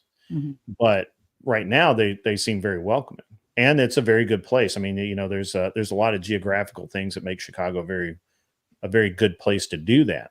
And now politically, it's a very good place to do that. So, I think you're seeing it everywhere, and it's just going to be this way. I mean, you look at Chattanooga in my home state. They could have built the Saturn factory in Chattanooga. There's already a massive factory facility where they could have redeveloped it, built the Saturn plant back in the day in Chattanooga in an existing facility. It was U.S. pipe. It was a great facility, huge buildings. Could have modernized it, it could have saved millions, and it would have brought a lot of money into Chattanooga. The problem is that the local government in Chattanooga wanted nothing to do with it, and they wanted to tax the crap out of them. And so they put it in Spring Hill, Tennessee, where they got where that local government in the county gave them, I want to say, like 15 years of tax deferment. Like they didn't have to pay property taxes on the property because they brought so much business and money into the area. And this is the kind of thing that everywhere, not just Tennessee, not Atlanta, not Chicago, every single place is going through. And especially when you have a bunch of real estate people who are in the local government, which a lot of people are now, those guys are going to look at, they want that development. They would rather build a new building than redevelop an old one because they'll make more money off of building the new one as a city, right? So it's just, it's a really sad situation all around. And Anson Knowles here saying some good things. He's, Detroit was overrun by leftists who taught people that they were correct to envy the possessions of those who held more capital. Detroit is the Marxist utopia of the U.S., and it is horrible. I mean, again, there are entire neighborhoods that have sat empty for so long that the forest is reclaiming the metropolitan area. It's hilarious. I have a buddy of mine that lives there still. Tax incentives are just organized theft of taxpayer money. Yep, that is true. What GM stuff gets made in Colombia now? Nothing. Nissan took it over as far as I know. So I think it's Nissan now. Infinity, maybe.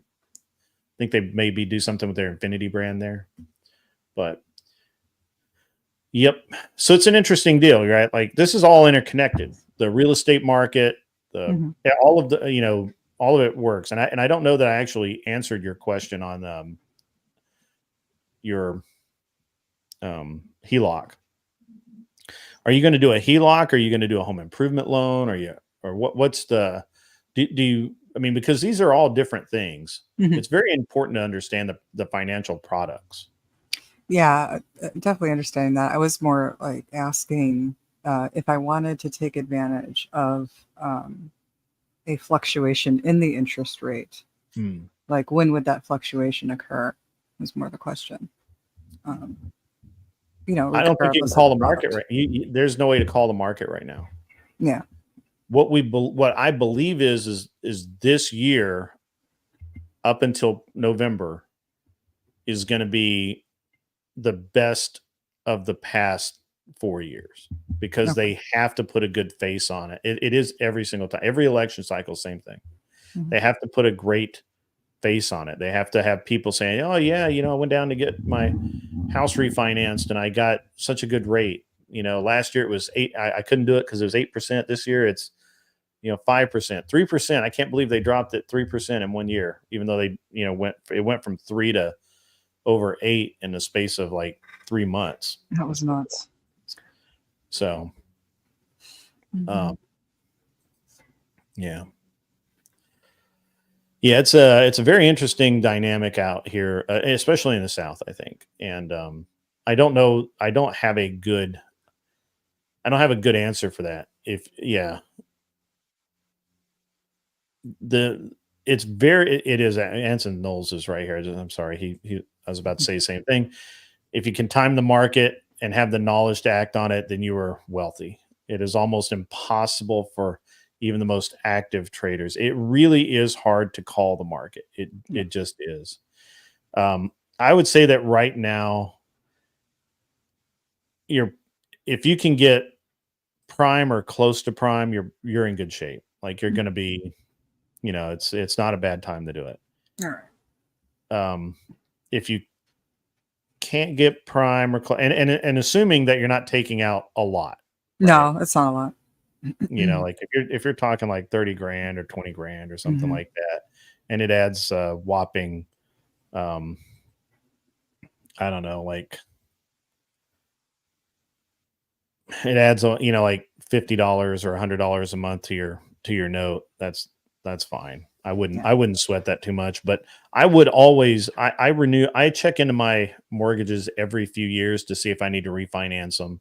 I'm actually about to, I currently have 3 mortgages. I have one on the lake house, which we were going to pay cash for that house. We decided not to. We have one on the house we live in, which we always intended to mortgage that one. And we have another one on the apartment that we bought last year in New York, in New Jersey. We're considering, there's a real possibility the market's moved up enough that if we don't need the apartment in New York or New Jersey anymore, we'll go ahead and sell it. We'll take the profit and just move on. If we might rent it out, I don't know. It's a tough call on that one. The lake house, we had intended to pay it, just go ahead and pay it out last year, but we're sitting on a pretty decent rate on that. So, I don't know. It's fine to just let it sit there and just pay on it. And then the house we live in, we're sitting on a ridiculously low rate on it. So we're not there's no way we'll change that unless we have to. So, but yeah, so that's how that works for us. But all of these decisions are looked at every year, right? Like, what do we do? What should we do? Should we pay something off? If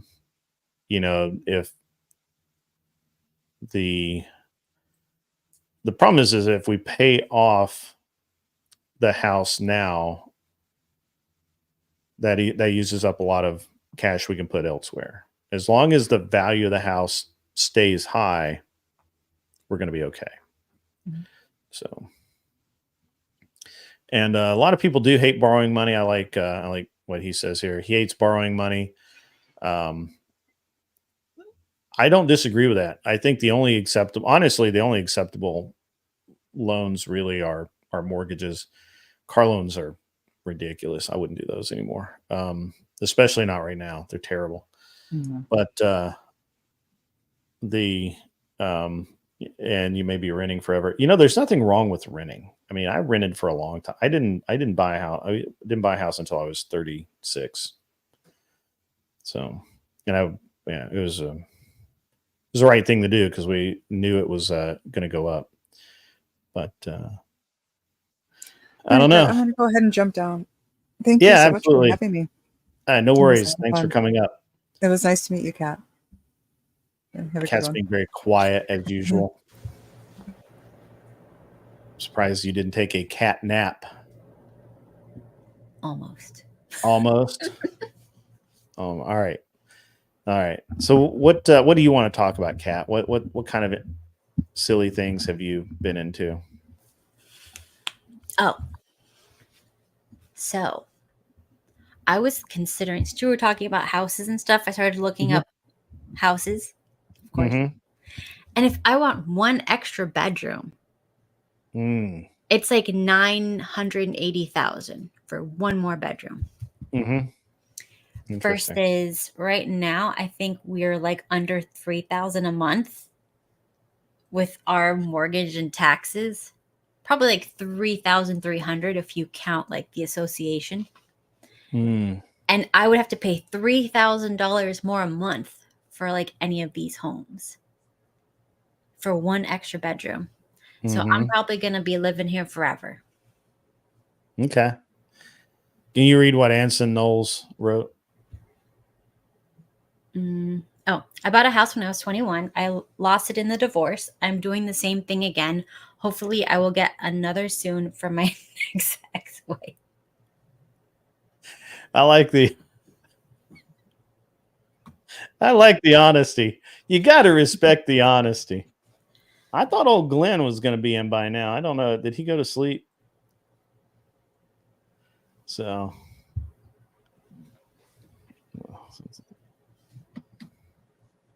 yeah, that's funny. Anson Knowles knows. He knows what's going on. He's got it down. Oh, as I speak, there's Glenn. Glenn, are you okay? You're muted. He's gone. I did not mute you. You mute me. What are you talking about?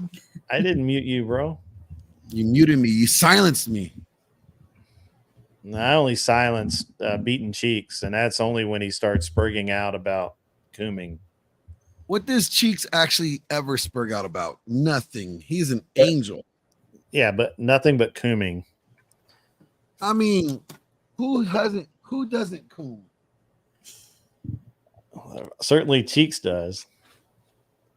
Well, I mean, it's in the name, right? That's right. Hey, you've been struggling this morning with your technology. Is your technology getting the upper hand, or do you have it beat down? So, every once in a while, us boomers, we get a retarded moment, right? Yeah. Right? Yeah. Well, I had a retarded moment. So OBS, so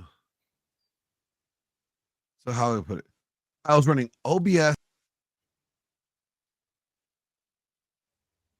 Well, I mean, he was running something. I'm not really sure. He'll be back. He'll be back, guys. He'll be back. He's trying to make it work.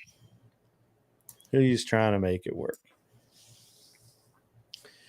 Very nice. I was running. Click. Where are you running to? Yeah. There he's back. He's back. Good. So my All retarded right. moment continues. Okay. That's all right. I was running OBS and Streamlabs OBS at the same time. Okay. Can you do that? You can. And unfortunately, what that does, that takes a lot of CPU and GPU. From your computer. Well, didn't realize it was going to cause it with all the things that I have going on in the back. Also, like I'm like processing some videos that I'm editing and stuff. Didn't realize it was causing it to like overwork. And so as I'm trying to fix something in Streamlabs, end up just crashing the whole thing. As I'm playing a video, but also I had just way too many things like running at the same time that take a lot of GPU and CPU. That it was just like it couldn't handle it anymore. I think that's what was happening the other day with mine. When I was trying to run the voice meter, I think the voice meter was between the voice meter, the Streamlabs, StreamYard, all the videos up, everything else. I think it was slowing it down quite a bit. So, yeah. So it was just a mess. It really was. I was like, okay, well, that's a clusterfuck. So you can't. So I've heard people say that you can run OBS with StreamYard or Streamlabs. I'm sorry. Or Streamlab. I think that the problem is that it's super resource intensive, and you have to have a really good computer to do it. Yeah, I think you need to have like a pretty fucking like ridiculous, video card and CPU. Right. Like you just got to have a lot there. Like right now, it's like only running at like 5% CPU, which is nothing. But when I had like the Streamlabs, I'm sorry, when I had OBS and Streamlab, no, OBS, Premiere, and Streamlab running all at the same time. Yeah. Like Premiere alone takes about 7-8 gigabytes of RAM to run. So yeah, I mean, basically I kind of like fudged it all up, but yeah, it works now. I gave up on OBS. It really annoys Josie that I have, but I'm like, OBS is like terrible. Yeah, I'm just running like right now. I realize I don't even need OBS. I'm just running all Streamlabs right now. And I think that was the hiccup. Like, I think that was the hiccup in between where I was having the problem. It was like, okay, it's coming through one too many sources.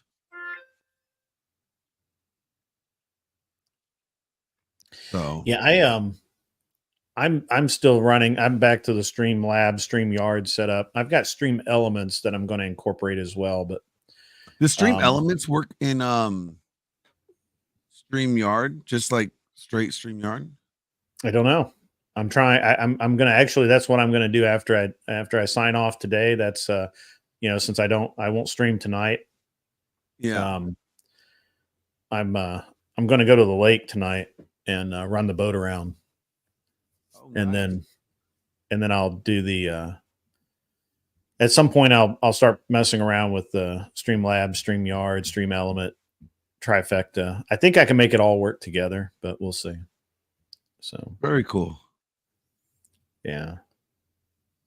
Very cool. I just don't there is an OBS plugin for StreamYard or something like that, but I don't know. So yeah, I know what you mean. I know exactly which one you're talking about. I am not really sure of it though, but yeah. I mean, if StreamYard was able to incorporate all the functions that we need or that we would like from Streamlabs, that would be awesome. But I think what it is, it's because it's a web service. Yeah. Not an app. That's what makes it, difficult. Does that make sense? Yeah, no, I get that. So my so the way I guess the way I have mine set up is I just run everything through StreamYard as much as I can, and right now I'm only using Streamlabs for the camera, the virtual camera, and the TTS, right? I did have it configured to where I was using StreamYard through Streamlabs. I was connecting the Streamlab through, or StreamYard. I was doing it reverse of the way I do it now. The way I do it now is I do Stream Labs OBS through StreamYard to YouTube. But prior, I was using StreamYard through Streamlabs to YouTube, and that did not work as well, I don't think. So, but I think you can do it that way, and that's the way I thought that you needed to do it. But yeah, according to Streamlabs and everybody else, it's not the right way to do it. So, I think where I'm at now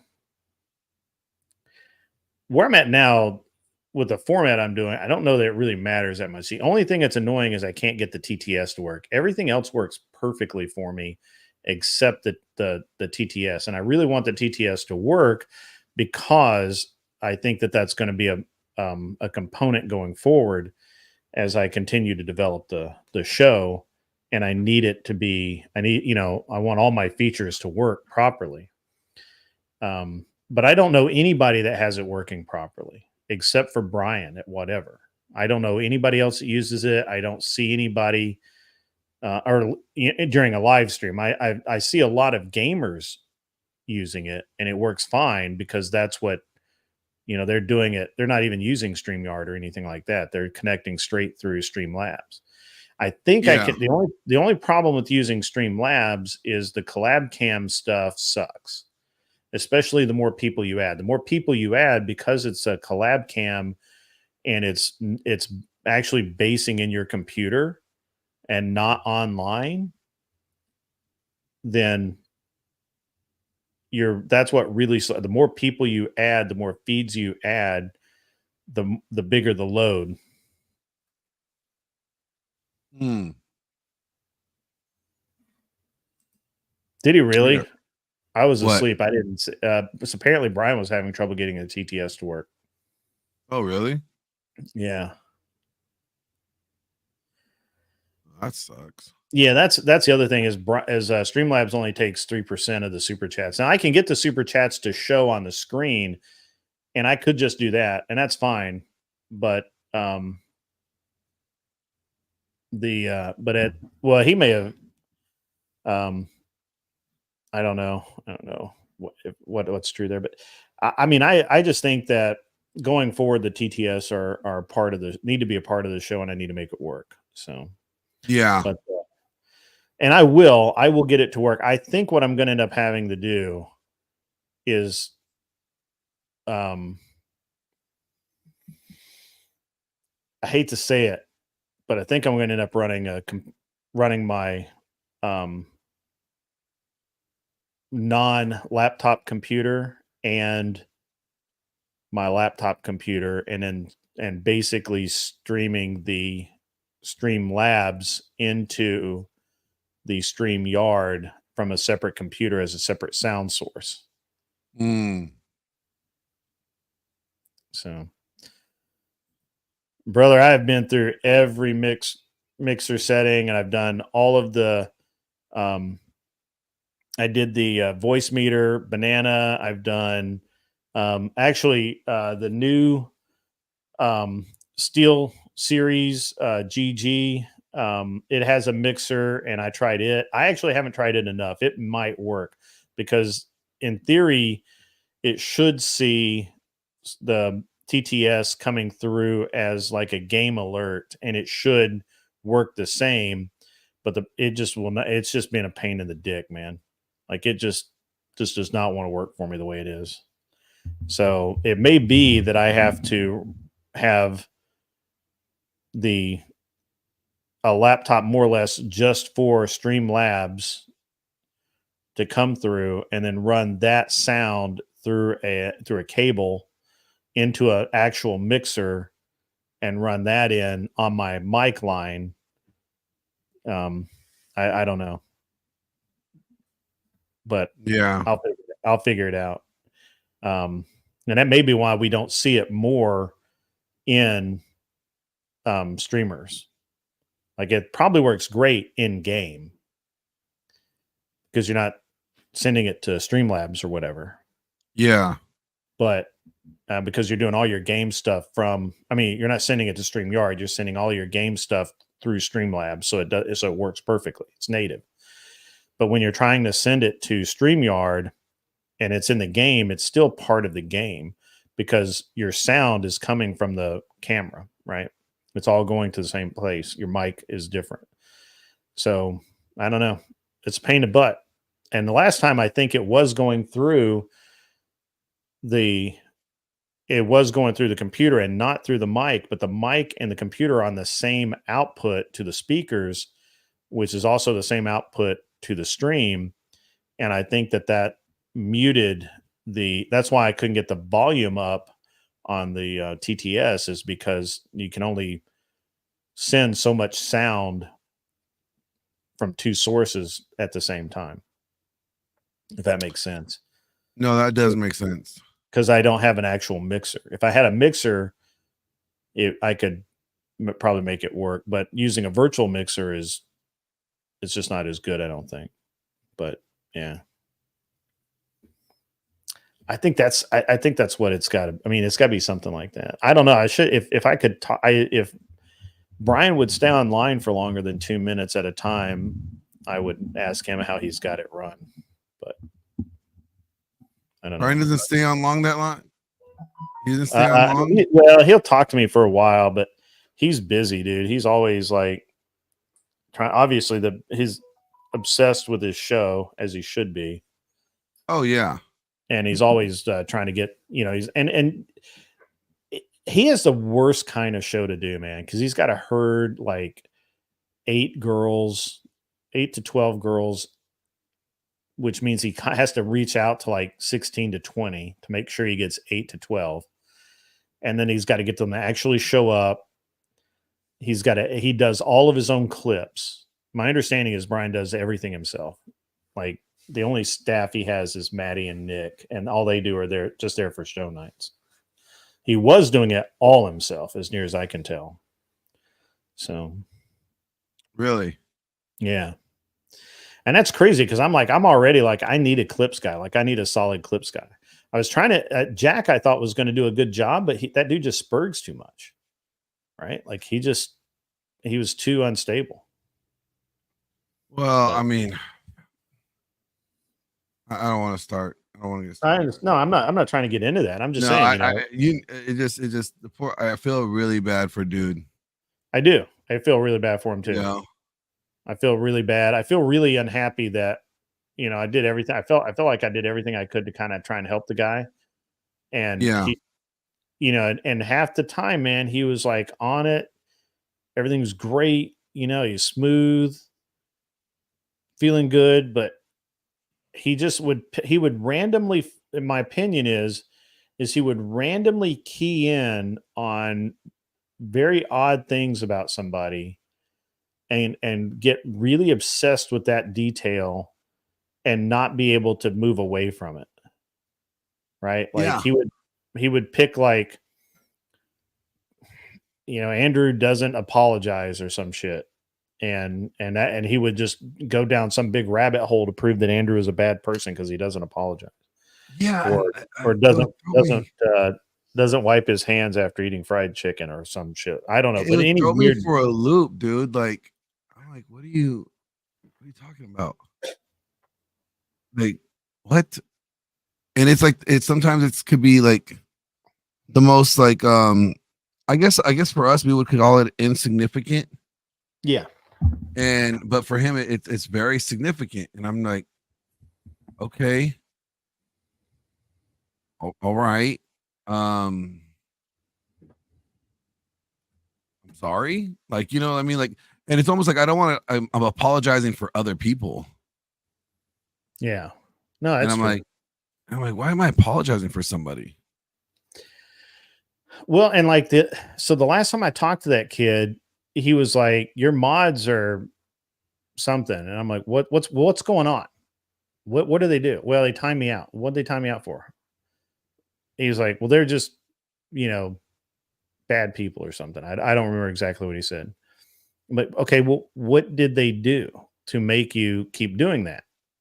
And he was like, well, they're this. And I'm like, but that doesn't tell me why you're doing that. Like it's really, I don't know. It's really crazy. I just, Yeah. And he would be like, I told you. And I'm like, but you didn't tell me anything, bro. No, it's very vague, right? I'm just trying to make sure it wasn't me. I'm like, Yeah. No. I'm No, I mean, I'll having a tell hard you, time man. I'll tracking tell you, with it's you, like, bro. Like, I'm having a hard time. Like, help me out here. Like, yeah, I'm trying to get it. I'm not yeah, sure if I get it. yeah. No, I get, yeah. No, it's well. Here's the thing, man. It's like this deal here. So I'm like, so he's like, after. So this is the last time I talked to him. This is part of the conversation. It's not the whole conversation. Pardon me, guys. Bless you. He says, after everything fine, all these clips I got for me is gone. You're fucking false loser. I see you now. I'm first of all, I'm never false. I told you you had a cokehead. I'm telling you now that you have weak people. Fine, fuck you. And I'm like, well, who's weak and who's a cokehead? And he's talking about the like the mods, right? Yeah, yeah. And I'm like, who is a cokehead? And he's like, who? Don't worry, Grid. I'll get the clips and show you for drug something. I'm like, all right, whatever. And he calls me false. You're not a man. These fucking people mute people because they are scared. Fuck you, Grid. Left scumbag loser. I'm like, well, that's weird. Be glad I'm not there because you're a falsehood, bro. I'd smash you the duck out and show you for the weak man you are. I am a weak man. I never said that. Thinks guns scare me. No, you're a coward. May your actions prove this. I guess they don't know more or something. I don't know. Fucking coward. May the comments about you on page not be shown true. I don't know whose page he's talking about. I don't know. May GS be shown true. No, that's definitely never going to happen. Oddly, GS has not been on the show. I've acted a couple of times. All right. I've told him a couple of times he's happy. You know, I'm happy to have him on. He has not shown up. So I don't know what's up with that. Well, because if he shows up and then, you know what I'm saying? Like he can't. Well, I won't go anywhere where he can like ambush me. So, well, I know, but like, you know, like, if he shows up, you know, it's like, what is he gonna do? Right. You know, like, yeah. Then he can't say that you're gatekeeping him. Yeah. So anyway, he rambles on a little bit, and I'm like, "Who is a cokehead?"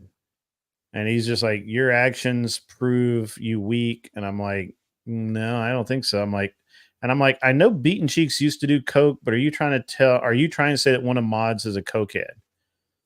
And his last comment to me was, "I have been fucking telling you this. You're just stupid, I guess." He never said who the cokehead moderator is. And I'm like, and he says, goodbye, stupid coward. Enjoy being around yes men who mute people for weak. Mute people. You're weak, fuckhead. LOL. P.S. I'm calm. You're just weak and wouldn't last in a war because you can't control your men. Coward people like you are why bad things happen. Too weak to act. Goodbye. Y'all lost me now. I think he means that he's going to go at Andrew or something. I don't know. And I'm like, I don't understand what the fuck this guy is saying. I'd be like, good luck. It's very, it's very disjointed. And this is after literally like, he tells me, oh, you know, I know I Spurg, you know, I'm like, oh, and he's going to go to Destiny's server and he's going to, you know, nobody, we're not even on Destiny's radar. He's gonna go on Destiny server and give up all of the crap he has on us, and like, And he sent me a bunch of this stuff, like where, yeah, I don't know.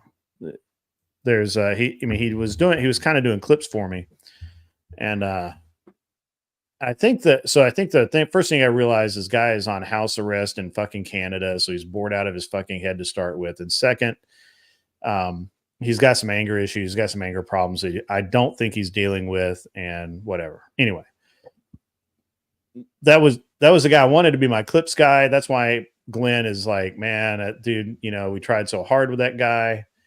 He, all that kind of stuff. And that's why he was saying that. And Glenn did. Glenn, I think, really put a lot of effort into it. I put more effort than I think most did. He's been banned off of everybody's servers. He's banned here, I'm sure. Yeah, that's the sad thing. Like, gosh, I mean, I've really tried, like, and maybe I didn't do good enough. I don't know. I don't know how else more I could help somebody. You know what I mean? Like, I'm trying to figure it out. Like, yeah, you know what I'm saying? Like, no, I get it. I want to help him out, and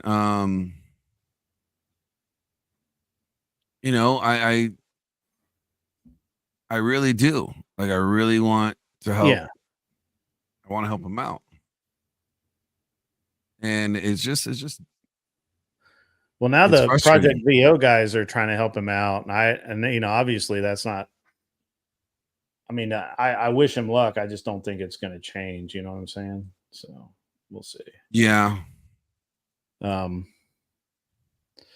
But again, that was going to be my clips guy, and he does a great job of clipping stuff, right? Like, he does a really good job. He's got a good eye for it, which is what you need somebody that has a good eye for it, right?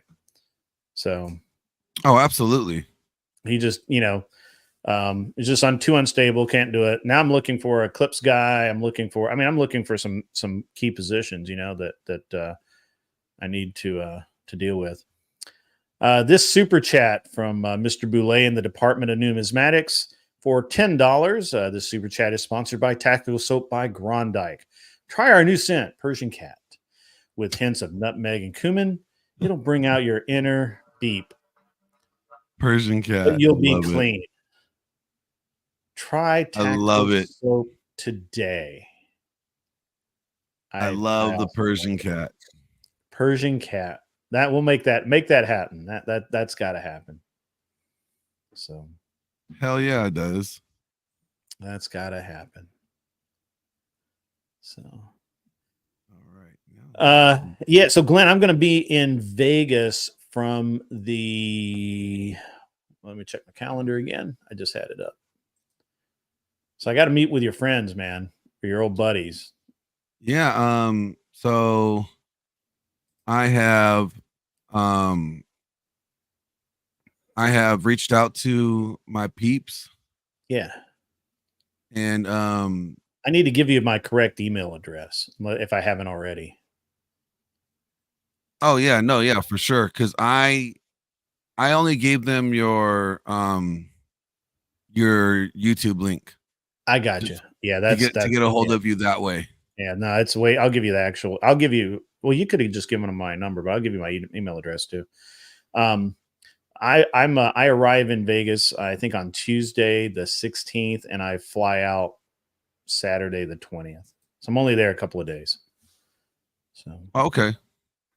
Yeah. So, but if I can get on, and stream those couple of days, it'd be great. Well, I will be streaming, even if I have to do it from the hotel room. But it would be awesome to do a couple of shows out there with your buddies. So, yeah. So, even though I'll be the fat old guy in the group of, bunch of, buff dudes. So. No, not really. Because like, well, like, for example, like, what's his name? Miguel is not like super fit at all. Yeah. I'm getting working on it. I'm getting back to it. I just had a lot of issues with my injury that I have or I'm over it. I've been over it now for almost, pretty much 80% for the last 5 or 6 months. So 90% if you ask me, 80% if you ask the doctor. So it's like I'm still rehabbing some injuries and stuff. It's not easy. Yeah, it's definitely not easy. I like this Black Ice reality check guy. That looks cool. Oh yeah, that's my boy Davrick. Yeah, you told me about that guy. That guy looks cool. Hey, Davrick's cool. Davrick's cool as fuck. You like him. Yeah. Actually, you'll like him a lot. Yeah. I can see you guys getting along. Yeah.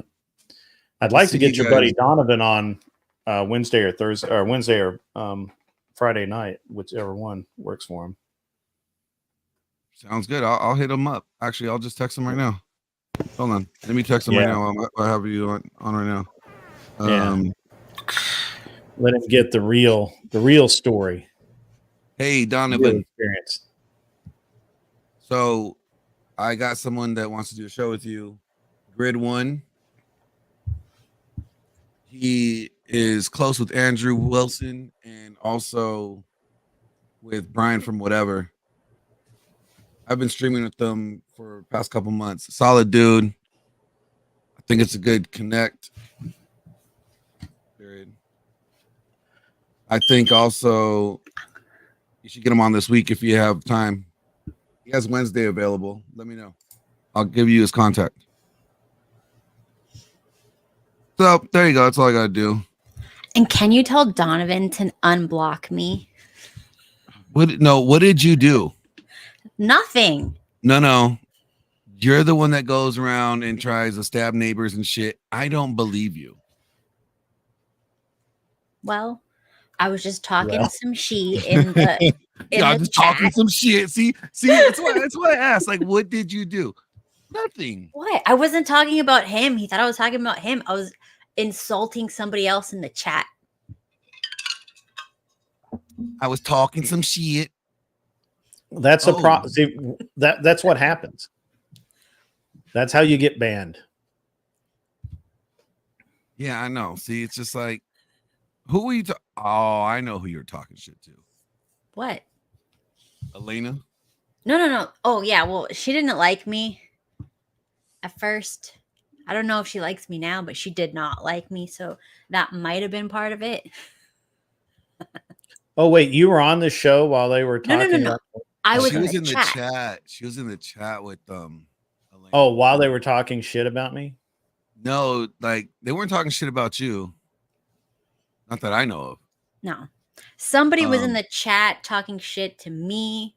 So I was roasting them. And then Donovan didn't pay attention. He thought what I said was directed at him.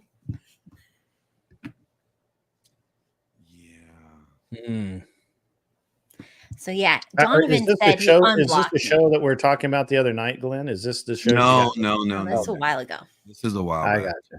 Okay. This was a while back. That makes more sense.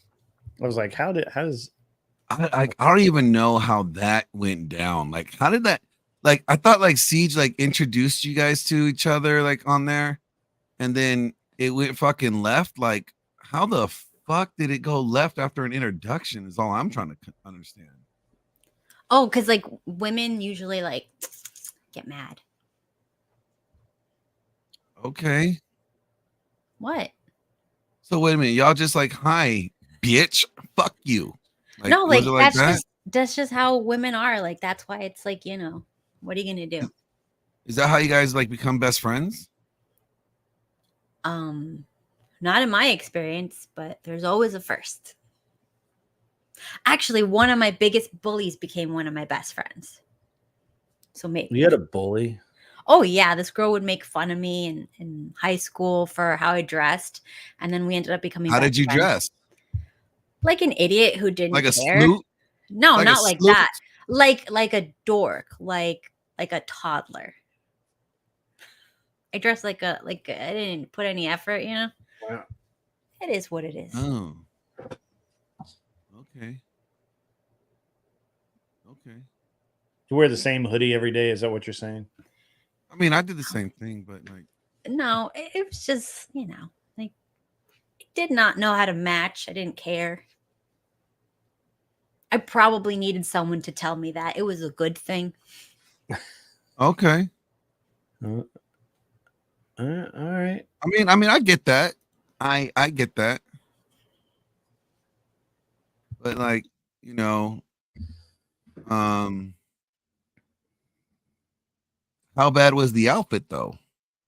Okay, like I would I was very thin, so I would get t-shirts from like the toddler section, like funny little cartoon things. And you know, So you and look like a 12-year-old when you or a yeah, 10-year-old in high school? and I would wear like those Jinko pants that were like 50 sizes too big.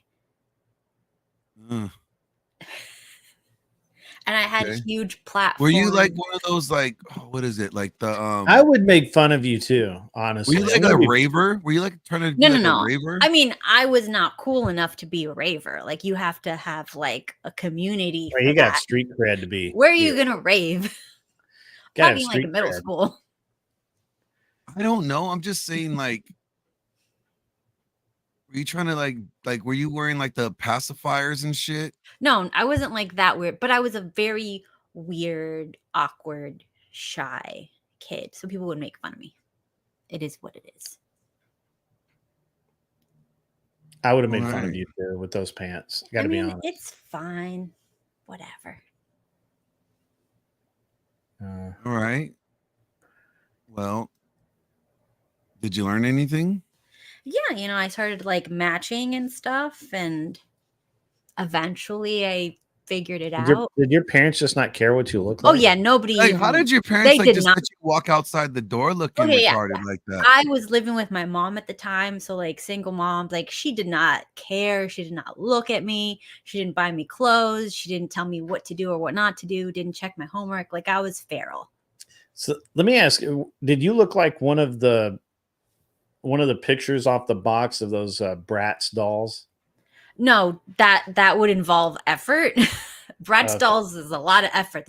There's hair and nails and makeup, and I didn't do any of that. Okay. Like you know, like if you see like a homeless child, maybe, you know, like that type of look. Like this kid doesn't have anyone telling them what the hell is going on. I'm trying to feel bad for you, but I'm trying to feel bad for two, and I'm just like, I would have made fun of you too.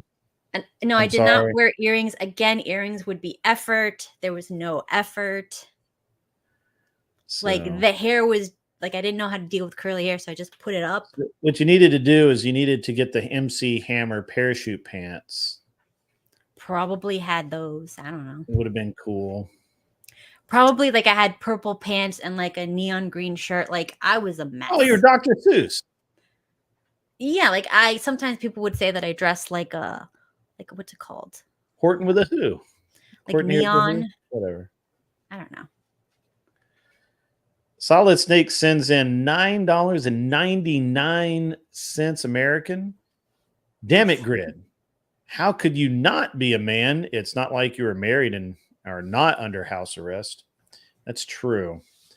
It's always interesting the people who are not in certain situations will call people out who are in that situation. Weird. Very strange. Whatever. Very cool.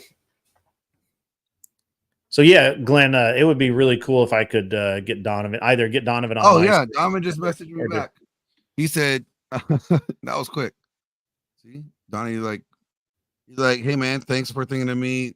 Devin and I, that's right, they're moving this week, so we'll be on the road all week, but we will get to Reno by next week, and I will have plenty of time to do it then. Hey, next week you're available? Yeah. I mean, I'll be in Vegas, but yeah, I mean, I can restream anywhere, so it's fine.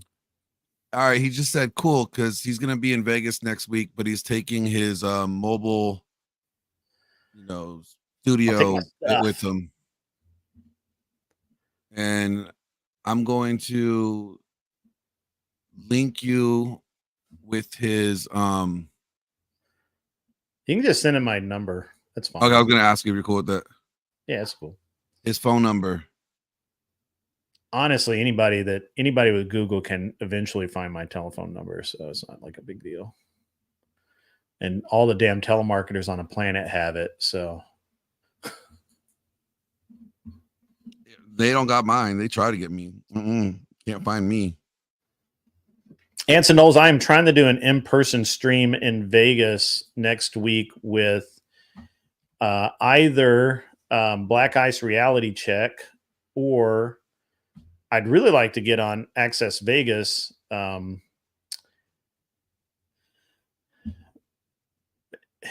Live. I would like to do either of those shows live. I will have the time. I will be very bored. It would be great to do either of those shows live in their studios. But, you know, I understand these things take time and coordination, and this is all last minute. So if they can't do it, it's cool. But it would be awesome if we could. So.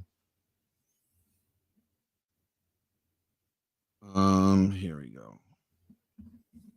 Where is Grid? I am up. I can't DM Michael Sartain. Oh, I can. You on his number? Yeah, if you can make the invite, that'd be cool. I mean, if you can make the introduction, that would be cool. Assuming that, you know, he doesn't, you know, hate you. But Glenn is busy in LA, bro. He's like 6 hours away from Vegas. 4 hours? Mm-hmm. Still. That's a good trip right there. It's a fucked up ride, that's for sure. It is a fucked up ride. I wouldn't want to ride. It's in this temperature. So the problem. Oh, this is actually the perfect temperature to ride it in. Honestly, oh, is it, dude? It was so a few years ago. I went to a match with my son, and we headed out. We left the Bay Area, the house out there, and we drove over kind of to Reno, but there's a kind of a way to get there. And you come through Fallon, and go by Walker Lake and all that. And I'm coming down, and it's just getting hotter and fucking hotter. And I'm like, damn, my the AC in the truck just wasn't keeping up, and it ended up having like a little hole. It had a little hole in the condenser or something. And somewhere, I forget the name of the little town, but anyway, the AC quit. We hit Vegas at 10 o'clock at night. I shit you not, it's 110 degrees out. Oh yeah, dude. I remember at 10 o'clock at night. I was like, oh my god, I fucking could not stand living out there with that. Like it was, I mean, LA gets hot, right? But Vegas hot is a whole fucking next level hot. Right. Yeah, Vegas is just too fucking hot. Yeah, I would. I hopefully will be able. I'm hoping that they will allow me to restream to my channel from anyone that will have me on. If not, hey man, it's their house, their rules. It's all good. They normally do, for the most part. Yeah. I mean, oh, there goes Cat. I mean, I haven't seen any problems with it. Yeah. It's all good. But again, I know Davrick will. Actually, let me just call him. Yeah. Because like he's dope like that. That's cool. It's gonna be Rolo and Sartain. I mean, I don't see them having a problem with it either if they could get it set up in time. I can't hear you. You got too far from I'm sorry. Typically it's like as long as it like they have it, the engineers could set it up in time. Mm-hmm. Then it's cool. Not a problem. Yeah, that's why I'm kind of trying to get all of this done. I'd like to get all of this done before Friday, where it's all set up, and this next week it's super easy for me. Yeah. So that would be the awesome thing. But yeah, it'd be really cool to be able to do a couple of shows, especially with Access Vegas, and I really like this Black Ice Reality Check guy. He seems he's gonna be the best bet to get in with Rolo. Oh, cool. Yeah. Daverick said, yeah, for sure. All right, I'm gonna drop him your number. All right, cool. That way, yeah. If when you're doing that, just tell them to send me a text, and then we can set up a time to talk. Because I never know when I'm going to be on stream, or my wife will have me doing something or something like that. It's awkward to get a call in the middle of something, especially an important call.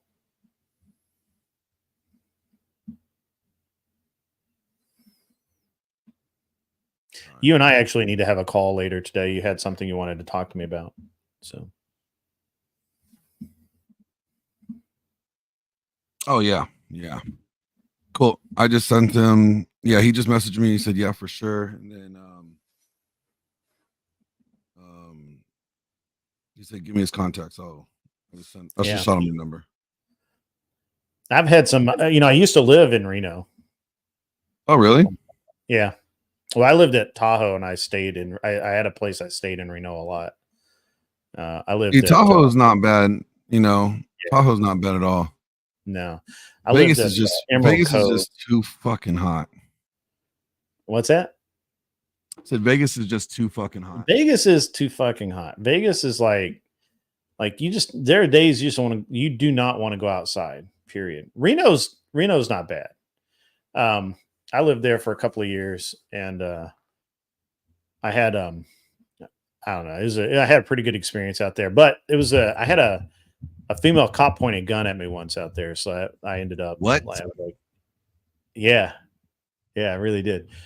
So I had this. I moved out from Tennessee, and I had I just had this little Mitsubishi Montero, Tennessee plates and everything, and I wasn't really sure at that point whether I was going to stay in the Reno area or if I was going to if I was going to move back to Tennessee or what I was going to do. It was kind of in between. And had a lot of flexibility in my life at that point. I was like, yeah, this would be cool. So I get pulled over because by this female, I think it was a Washoe County sheriff. But I don't know, might have, I forget who it was. Anyway, so I get pulled over this, and so to set this up, I hadn't been pulled over in a long time. So I was, I went and I hadn't been pulled over in Reno at all. So I was expecting the officer to come to my driver's door. So I was rolling down the window and I had I was pulling my wallet out of my back pocket. And I look over and I saw that she was coming to the passenger door. So I rolled that window down and I was rolling the window back up on the driver's side so I could hear her from the cars coming back. And I see her and I can see her in the rearview mirror coming up. And so I'm rolling up the window and I have my hand on my wallet and I turn around and she's got her gun pointed at me. And she's like, stop doing that. And I'm like, what's up? And she's like, you have a gun under the seat of your vehicle. I'm like, yep, I do. 100%. There's a gun under there. And she's like, I need you to put your hands where I can see them. And then she calmed down a little bit. And then she had me exit. Somehow this worked out where she had me get out of the car. I get out of my car and walk back down the side of the car. And then she put me in handcuffs and put me in the back of her car while she searched my vehicle, did all kinds of pretty illegal things. And because she had no probable cause at that moment. Just the only reason she pulled me over is that my tag came back that it didn't exist. And not that it was invalid, stolen, expired, had proper stickers on it, just that it didn't exist. And that was because at that point, the computers in Nevada did not talk to the computers in Tennessee. The computers in Tennessee just at TDOT or the DMV just said, we don't want to talk to you. So I guess they have to call them in or whatever. I don't know how they do that. But so she handcuffs me, puts me in the back of the car. And this is after she's held me at gunpoint, bro. and puts the I'm on the side of the road for like half an hour, 45 minutes. They have a couple other officers get there, and then there's nothing wrong. Like I told her, I'm like, we could have avoided all of this. I could have reached in my glove compartment and shown you my current registration in my name in the glove box. And yeah, it was very interesting. This isn't actually true. That she ran my plates because they were from out of state, and that's how they find most. According to her, that's how they find most stolen vehicles is running out of state plates. I find that hard to believe, but yeah, I had a gun pointed at me, bro, and I was a little freaked out about it, to be honest with you. I was like, that's a chick with a gun pointed, and she seemed nervous. Like she was a little amped up. I'm like, this. I moved really slowly. I'm just gonna say that right now. I moved really slowly. But yep, that happened. Yeah, rights don't exist. That's right. Rights don't exist, and this proves that out, right? Like, nothing I could do about it. She had the gun, and then she had my gun because she took my gun out from underneath the seat of the car. That's right. Rights don't exist. I love it when people argue with me about that. And I'm like, yeah, wait till you stare down the barrel of a gun and then you don't have any rights. That's the way that is. This has been my experience as well. They actually just had one fired from I think the police department's in Texas or Florida, where this lady cop drew down on a dude for no reason, and she was all amped up and just like acting crazy like he was a criminal or something, and he ended up being the victim, and she drew down on him. She just got fired for that.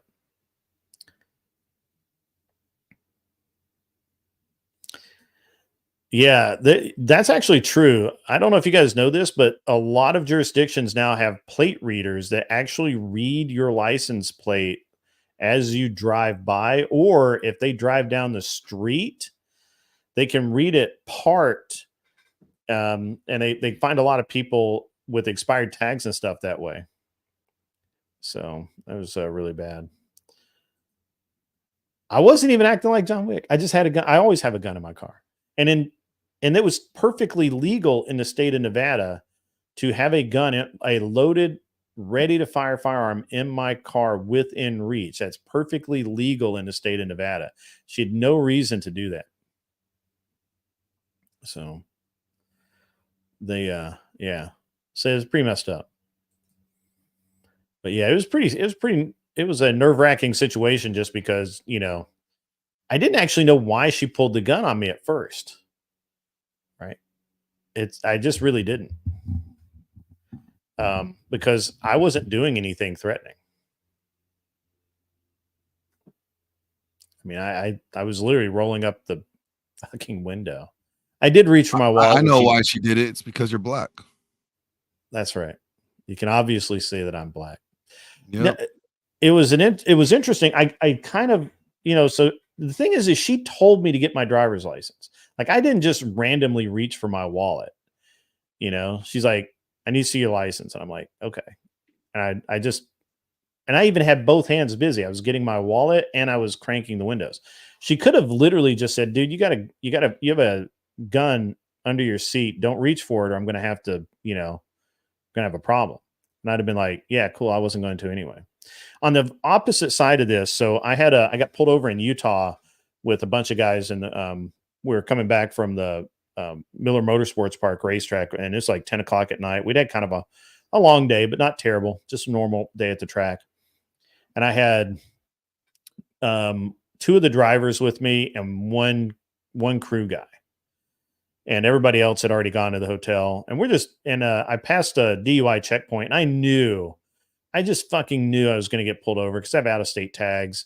So out-of-state tags coming back from the direction of the racetrack at 10:30 at night, you're going to get pulled over.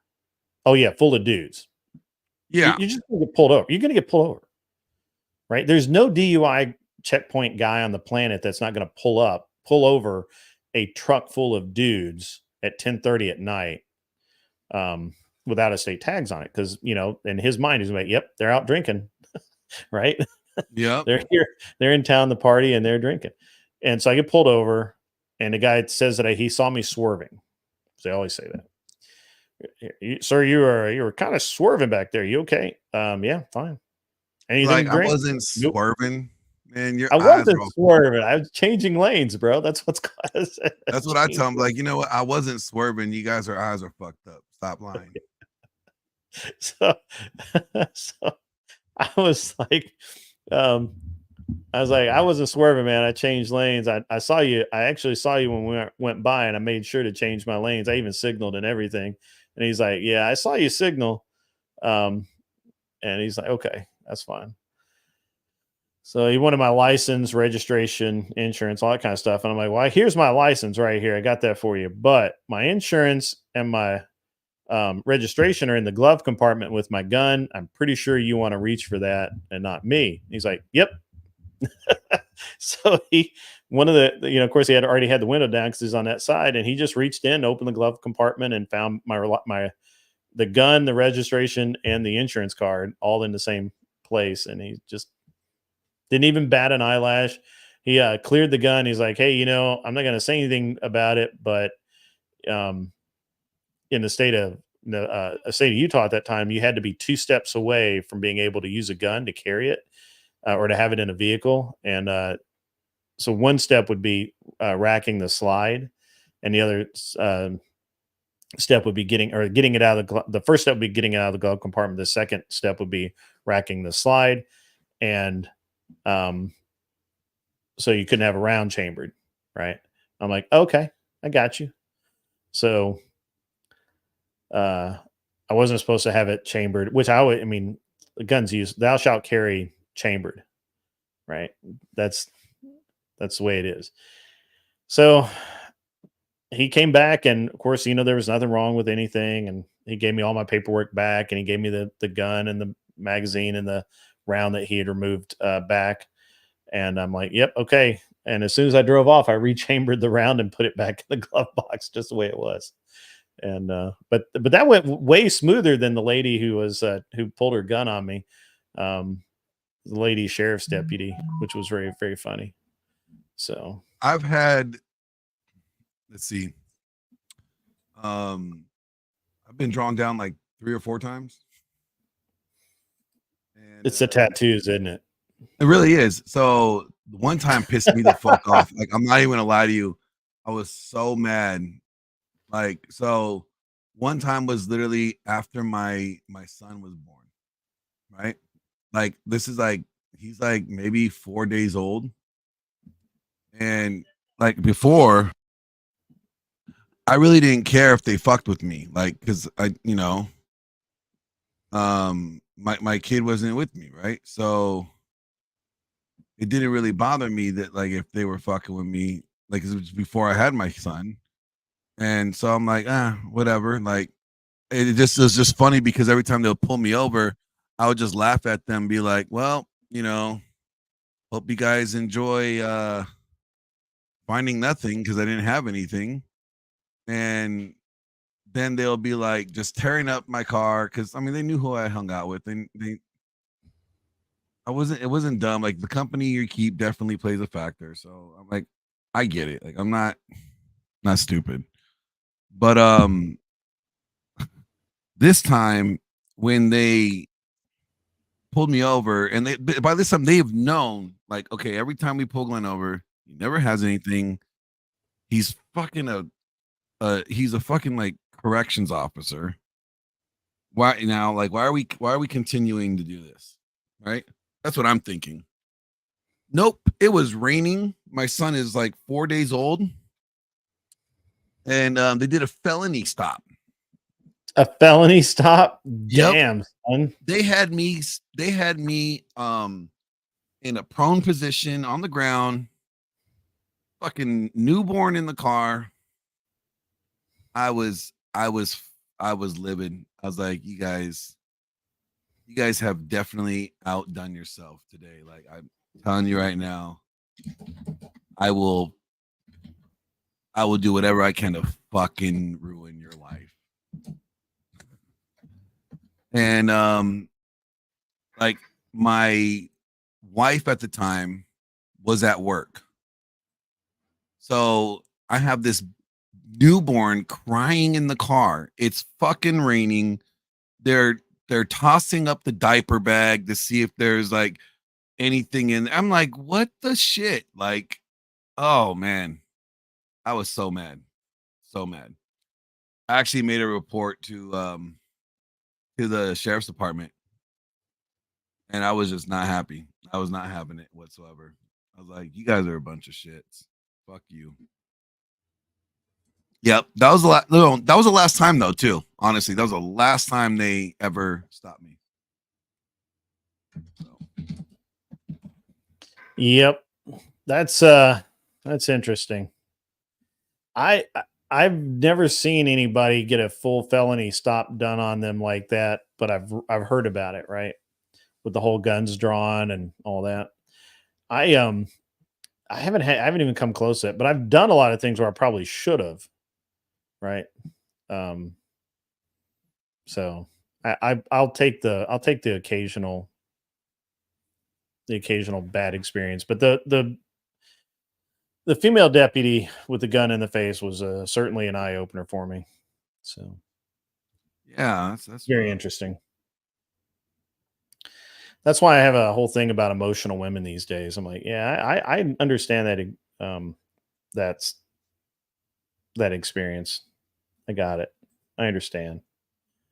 So, you know, like women, emotional women, you know, I get it. That's the thing.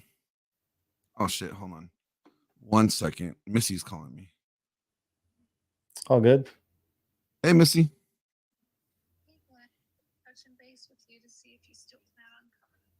Yes, ma'am. I'll be up there in a few hours. How's he doing? Everybody's been asking me.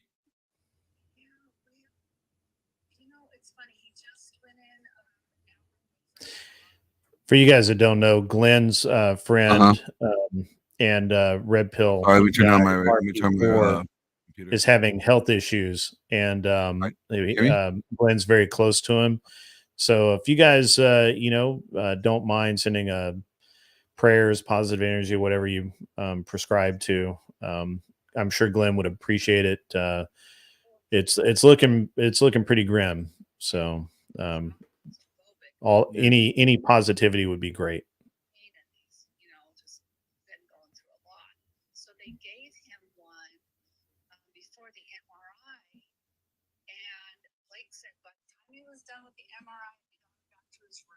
Uh-huh.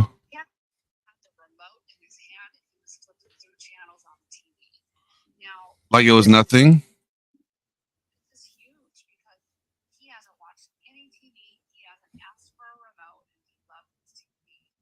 I mean, I was funny because I was just telling everybody, I was like, you know, this man is like a real superhero. I remember, you know, him just getting the surgery done, and here we are mounting this fucking TV the size of a wall, and you know.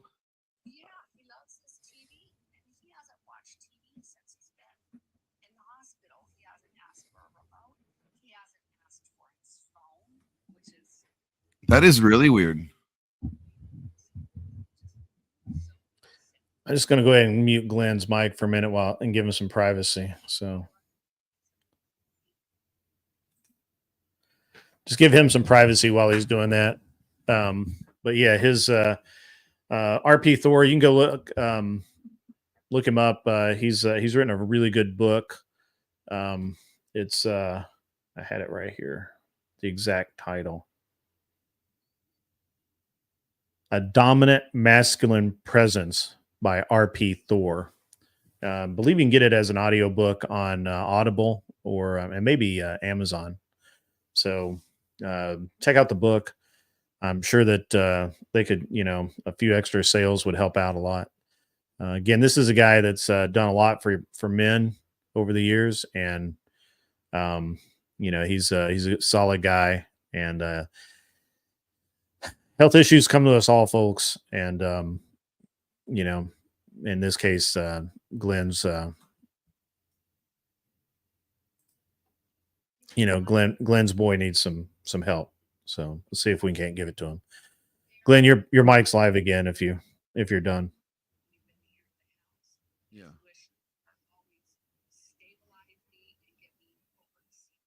Yeah.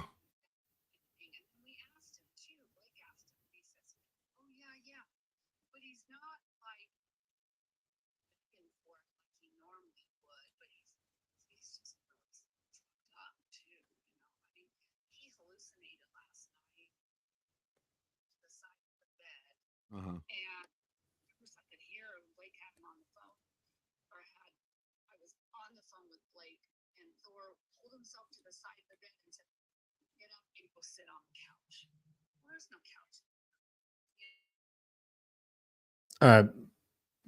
Who's listening to Elena?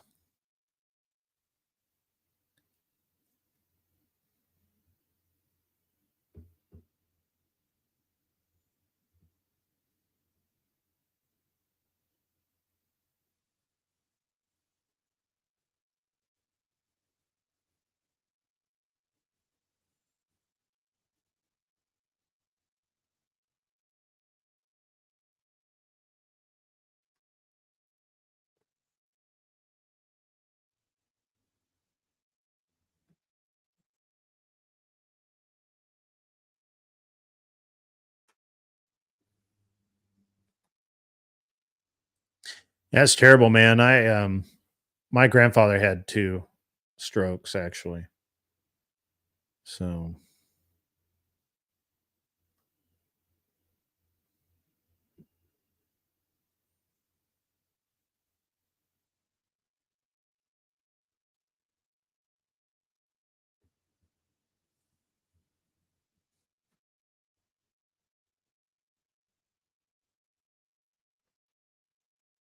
Or through that.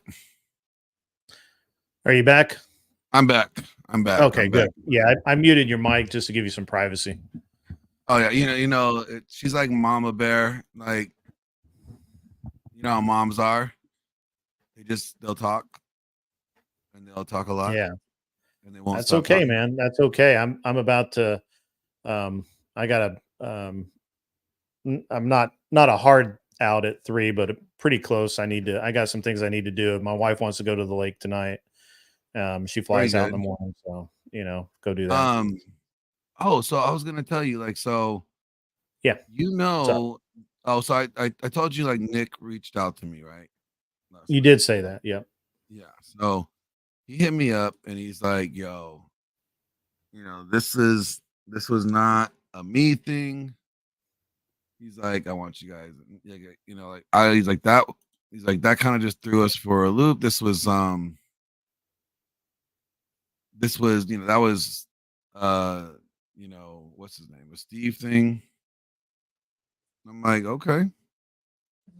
I was like, but none of you guys spoke up. I mean, that's it's kind of a youth thing, like it comes, like, it's on all you're fading in and out, like you're. I said, I told him it kind of comes up on all y'all, when you think about it. Yeah, 100%. Like, I'm not saying that you are wrong or anybody's wrong here. I'm just saying, like, the one person I could say for sure is wrong is your boy. So he's like, yeah, I get it. And I'm just like, so, if you guys want to have a sit down and have a conversation, I was like, because, you guys got Donovan and hitting me up, like it wasn't, there was a lot of people hitting me up over this. And I'm like, what is going on? And I was like, let's just look at the comment that he made. And I played it for him. I was like, if it was nothing, if it was a nothing burger, right? Then why in the hell would he say that he kicked the hornet's nest with us and implying that we're saying that you cannot be Christian and in the red pill? I said, nobody said that. Nobody said that. Nobody's coming for them. Nobody cares. And that's the thing. That's what I said. The other thing is like, nobody cares. I said the only thing I had a beef with is that he misquoted what I said, misrepresented what I said, and then he couldn't even say what I said was wrong. He just said I was wrong without even saying anything. I was like, that right there is kind of retarded, man. So he agreed with me, and he wants us to do a stream with them, kind of clear the air, and get into the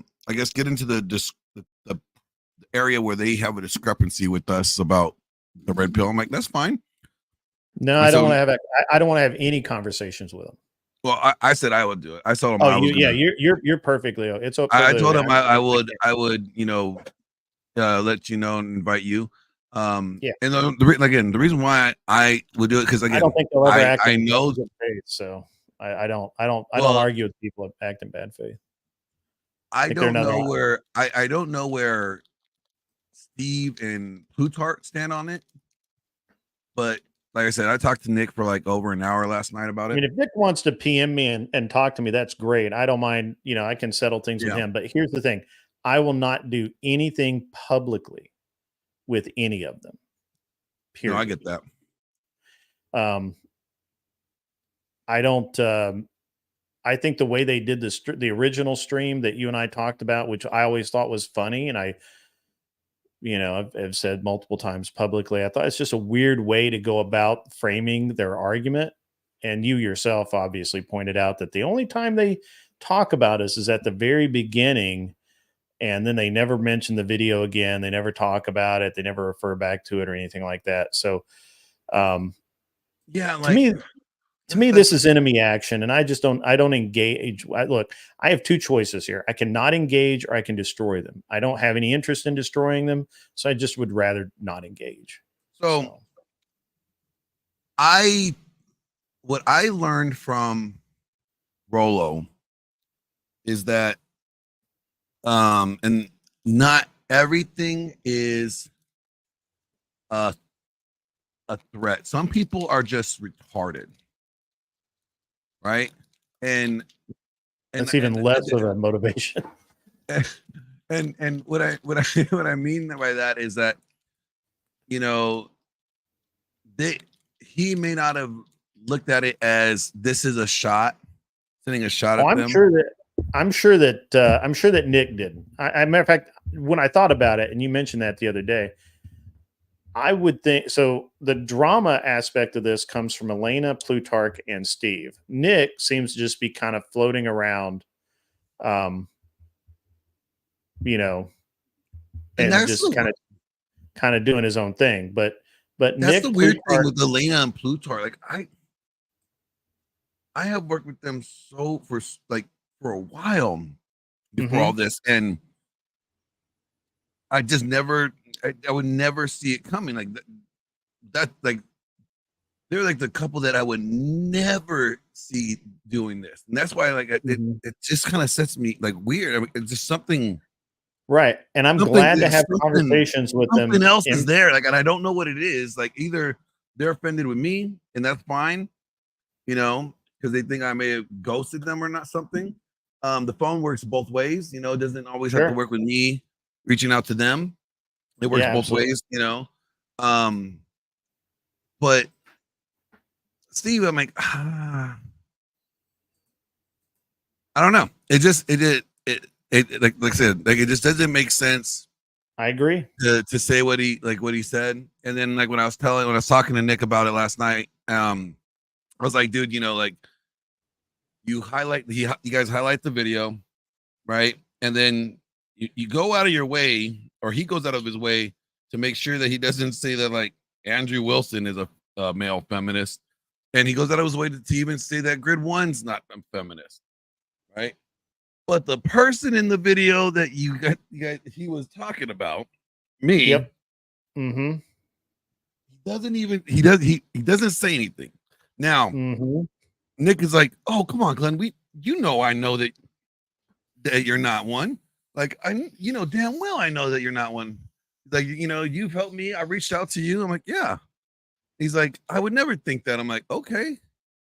But it's not what's intended, it's what's perceived. And what's perceived is you point out, dude, you're saying this guy's wrong. And then you also point out Grid, but then you make sure to say that Grid's not one, but you don't say the other guy's not one. So what are people left to think? Right? As like, you can see how somebody could come out and be like, oh yeah, I think that they're saying that they think Glenn is one. Yeah, smoke where there's fire. Yeah, and I was like, you got to be very clear what you say on YouTube. Don't ever expect your audience to know what you mean or what you're trying to say or what you're implying, because they don't unless you spell it out. And you can't expect anybody to know something like that unless you spell it out. And he's like, you're right. And I guess they're gonna address, Nick's gonna address this stuff on one of their streams, I think, coming up in a couple days. And I'm like, okay, man, I'm not saying that you have to do it for me. I'm just saying this is what it looks like. And I was like, it's bad when you guys get Donovan Sharp on your stream, right? And that connection that Elena and Plutarch have with Donovan comes through me, right? And then Donovan hitting me up during your guys' stream, like, yo, what the fuck's going on? Like, is everything cool? I was like, it's a bad look for you guys. It just looks bad. Yep, I agree. But I'm willing to hear them out. And you don't have to. If you want to, like I said, I'm welcome to have a. I'm perfectly okay to have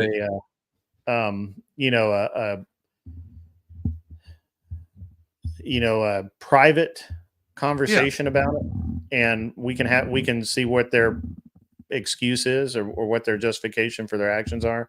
But as of right now, everything I've seen, even if we take this off the table and it's totally squashed, I have no reason to interact with them again anyway.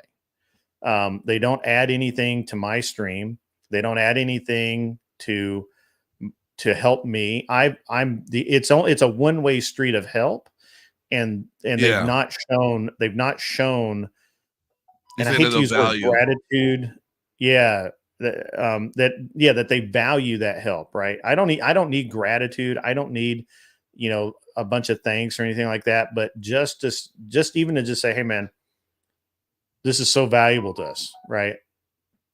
I appreciate it. Like, I don't need you to. I don't like this is. It could have been a really good deal, but I see it as a based Oracle kind of deal, or just there's a lot of this stuff that goes around.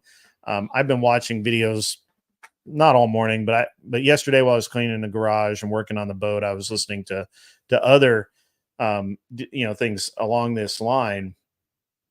All kind of goes the same way, and I just don't have any interest I would go on the limb for Nick, and I would be honest and be like, again, I agree with that. I would agree that Nick's face when it went down, Nick's face was like, what the fuck?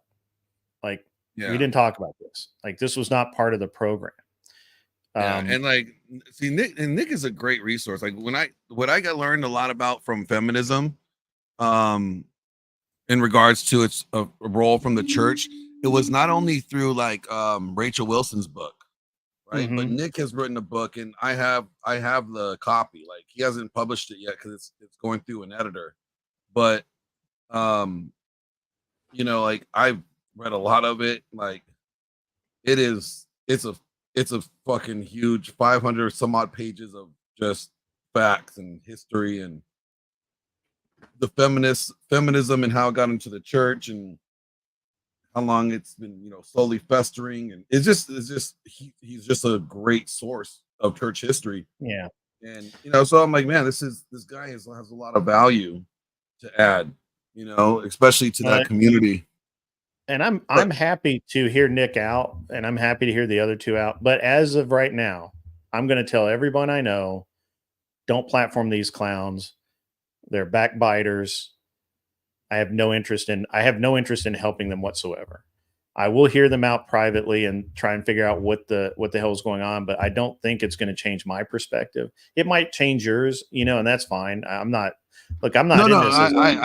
I get it. I get that. No, I am like, looking at it as me and Nick were friends before all this. We were part of the same like Bible study group that I started it, that I end up backing away from just because things got real rough for a period of time. I just couldn't take on the extra workload, right? And so like I value Nick as a friend, so like I am willing to give them a shot. And doesn't he, like I said, it's not even about collaborating so much, other than like him and I are friends, and I didn't want to lose a solid guy as a friend over this. Now, when it comes to collaborating, for me, it feels like, okay, well, not only like, do you bring value? Do you add value? Like, is it an equal exchange? But it's more like, are you a one-trick pony? Are you going to turn around and stab me in the back? Well, there's that, but it's like, are you a one-trick pony? Right? Like, am I only bringing you on for this one thing? Like, is this the only thing you guys talk about? It's the only thing I could bring you on for is just this. If that's the case, then cool. I'll put you in the back burner and bring you up whenever it's like it's useful in that sense. Does that make sense? Yeah. But if you are more than a one-trick pony, then cool. Then maybe I could figure out where it'll work.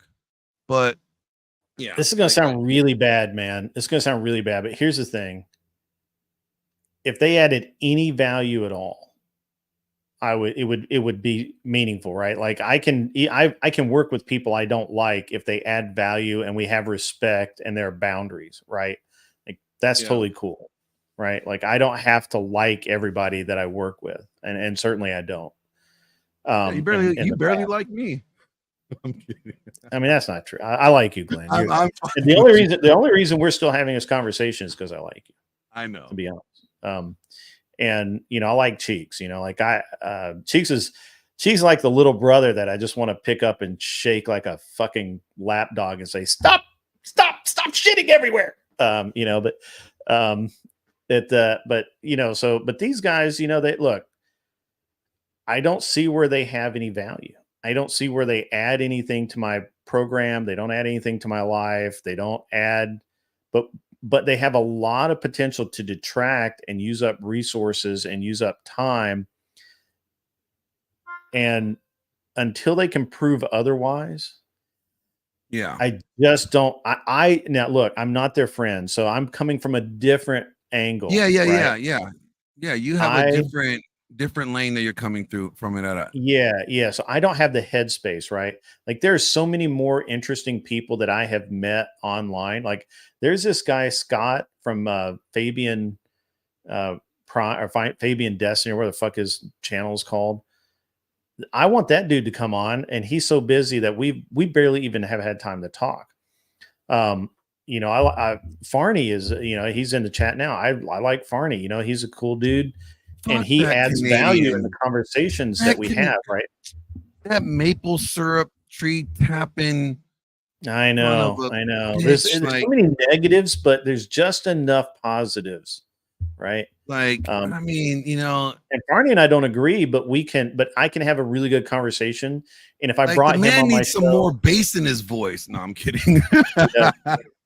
Barney's an awesome guy. Like, and I'm just picking on Farney because he happens to be in the chat. But like, there are guys like Farney out there that have good things to say that I can bring in, and I could have that conversation and know that he's not going to immediately 2 days later be on somebody else's stream stabbing me in the back, right? Like there would be that mutual respect that I'm not going to stab him in the back and he's not going to stab me in the back, right? And with those guys, they've now proven beyond a shadow of a doubt that they will stab me in my back. Yeah. and I can't. And that's going to be a hard thing to get over, bro. No, and see, like, and that's why I want to have the conversation, because for me, it's like, okay, was it one person, right, that didn't relay to everybody what they're doing or what their plan was, and then the other guy's like quiet because they're just kind of like, what the fuck happened? We'll address this afterwards. Let's just get through the show, like. Was it that kind of thing? Like, because they didn't want to have have it out on the stream because that looks unprofessional, right? I could see that. And I can respect that, but I just said, like, I just want to get to the bottom of it. And I get your point, dude. I totally get your point of view. I do. Yeah. And to me, what it looks like to me, if I'm honest, and I'll say this on camera, it's fine. What it looks like to me is Stephen and maybe Plutarch had, kind of had this agreement or had a discussion, maybe with or without Nick, about saying things like this. Now, maybe not the exact words or whatever. And then Stephen just kind of threw it out there at an opportune moment to get clicks or get views or whatever. And I think it caught Nick I can see Nick's face in the video. He is surprised. Elena doesn't look that surprised. And obviously, I would say she kind of did too, though. Like, she kind of did too, because he goes like, when Steve brings it up in the clip, he's like, let's talk about, let's have a conversation about, this interesting topic. And he brings it up like, we're the talk of the town, blah, blah, blah, blah, blah. And then as soon as he says it and he tries to kind of like get more engaged in the conversation, Elena's like, oh, hold up. I got this topic here. Like, and she kind of like, I didn't see anything. I have not watched after the clip, so I don't know. Yeah. Like, well, even when you listen to the clip, she's like, guys, I got a topic here to discuss. And she's just kind of like either interjects either because she doesn't want to talk about it, or she already had a topic that she wanted to stick to. Well, she definitely starts off with, guys, I have a topic, and Steve stops her and says, and then she interjects again. This. He's like, I want to address, or whatever he says, and fine, it's fine. Look, I don't actually have,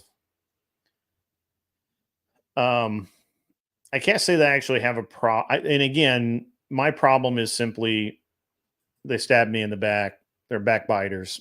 I don't deal with that. No, and I hear you, and I'm not even disputing that with you at all. Like, I get it. I agree. I get your point. The only thing, and this is where I said, like, I learned this from Rolo, because he had to deal with so many people that even the smallest thing that looks like it's someone's gonna do him dirty or a backbiter, right? He fucking just goes on the offense and like nukes them, and like he burns bridges where that could have been unburned, and you know what I mean? Like, I don't want, just because we just went through the whole BO thing and all that bullshit, to put us like in a position where we're just hyper sensitive to certain things, and we start just like reacting, overreacting. Yeah, I mean, I get it. I get it. I'm not arguing against any of that. Look, I'm just, first of all, I don't think I'm overreacting. Anything I think. No, I'm not saying you were. I'm not saying you were. I'm just saying I just don't want us to get there. Yeah, and I feel like that. As far as I'm concerned, it's just a non-issue for me. Like, I won't platform them. I'm not going to talk to them. I mean, I will talk to them privately to get their, their just viewpoint. get the story across. Yeah, you can go. So this is another news. I'm just want to change the topic anyways, but I just wanted, I just appreciate let you know that like I talked to Nick. I wanted, we're gonna talk things out, and wanted to bring you up with it if you wanted to. And we could do it on Discord in a private, thing.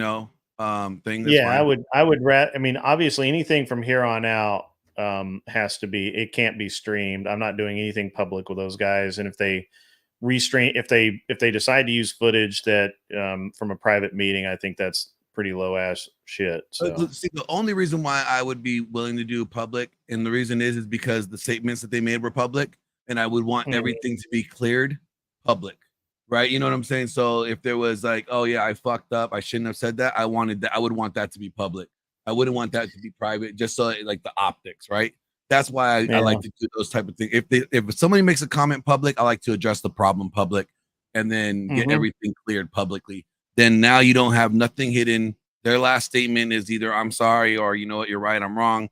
Cool, everybody hears that. Now we all move forward. That's why I would do it. But moving on. Yeah, let's move on. I like to get political with you. Sure, man. Let's make it happen. Did you hear what happened recently in Louisiana and Oklahoma? Which part? The state. Which they've done several things over the past few weeks. Well, the Bible is now part of the school curriculum. Check this out. That's right. That is right. It is Schools required. are now required to incorporate the Bible into their classrooms and curriculum. The announcement sparking backlash across the state. Dylan Brown tells us more.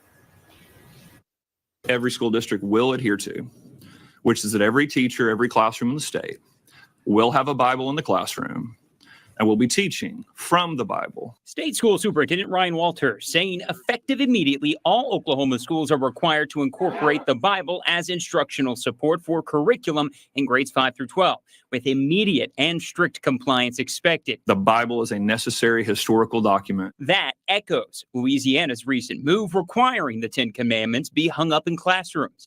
That state now faces several lawsuits. Oklahoma Attorney General issuing a statement suggesting Walters isn't breaking new ground, saying Oklahoma law already explicitly allows Bibles in the classroom and enables teachers to use them in instruction, rather than simply a resource for teachers. Walters' memo suggests it will be a requirement, and the State Department may supply teaching materials for the Bible. We asked A.J. Drummond if the Quran could also be used as a tool for teachers. He says yes, as a historical resource. Thursday's meeting, several spoke out. How many commandments are there actually? 613. Are you doing all of them? Or are you just doing your chosen 10? I wanted to be able to come here and thank Superintendent Walters. Religious teachings like these don't belong here, you guys. They belong in churches. They belong in houses. Americans United for Separation of Church and State calls Walters' mandate textbook Christian nationalism and promises to step in to protect Oklahoma families from constitutional violations. Walters' memo comes just weeks after the state Supreme Court confirmed local school boards have the final say to determine which books and instructional materials may be deemed appropriate in Oklahoma classrooms. That legal battle costs taxpayers, and more can be expected as Oklahoma superintendent doubles down on religion in the classroom. It is so Grid. What do you think about that, man? Like, I like it. A huge W. I think it is a W, and notice there's no requirement about what to teach from it. There's no requirement how much. It's just you will teach from it, and it will be in the classroom. Now, if we can just get the Pledge of Allegiance back every morning and silent time for prayer, I think we'll have something.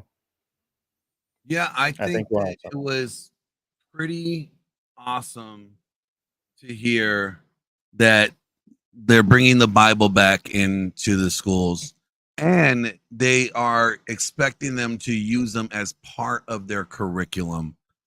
I don't think it gets any better than that. Like, that's a huge W for Christians in Oklahoma and what did I say? Oklahoma and Louisiana? Something like that. Yeah. That's a huge W. Mm-hmm. Now, if we could just, all we need is that Bible Belt, that middle area, to all get on board, the Republican governors in all those states to start adding that to their legislation as well,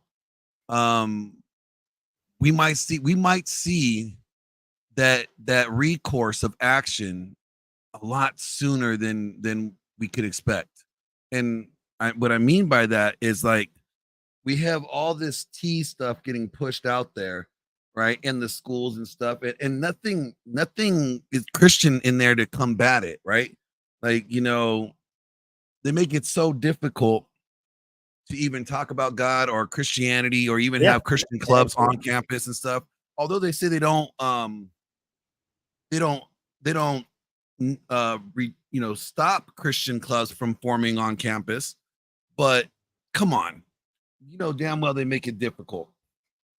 They'll let the Satanist club get there, and the LGBT alphabet people club get there, and the BLM club get there, but like a Christian club, they make sure they scrutinize the shit out of that. And so this might be a good pivot in another direction, a better direction. Yeah, I think it is. I think that's the way it ought to be, and especially in public school that the taxpayers are paying for, because the majority of taxpayers are Christian, and therefore the majority ought to be represented. And if you're in the minority, tough shit. Same place all minorities have been their entire lives. Now, how much of a impact, like, do you see, like, with the feminism and the alphabets, right, and all this shit that's going on in the schools, now that they're going to be teaching and using the Bible as part of their curriculum? Do you think there's going to come to a point of, like, they're going to be stuck looking at this cognitive dissonance of, what they're pushing from let's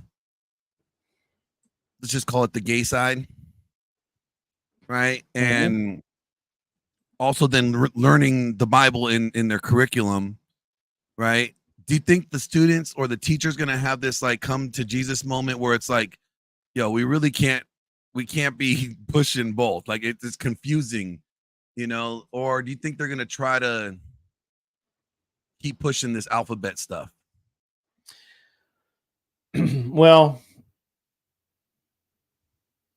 I mean, me personally, I think that we're at the point now where we really have to admit that all of these things that keep getting pushed in schools, from the Transformer stuff to the basically all of it, right? Like all of the woke agendas, it's all failing. And the important part, I think, for most of us, is that those agendas are failing in such a way as to be very clearly because they were pushed and not naturally occurring. And again, we keep catering to this minority. For what reason, I don't know. Like, I honestly do not know. I don't have any idea why we keep catering to this minority of people that, first of all, hate everybody. Like, if we're going to cater to a minority, at least have them like everybody and be positive. So, yeah. I don't know. I don't see any way that they can come back from this. I don't see how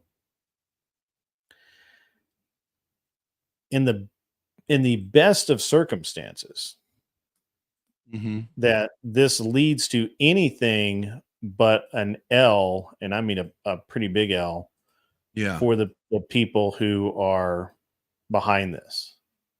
Right? Like, I don't see a win here. I don't see the DEI go woke agenda being able to move forward.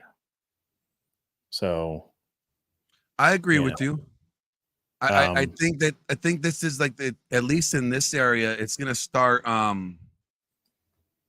think it's gonna start like slowly stomping out or at least putting the brakes on all this woke shit. And I can't be more happier.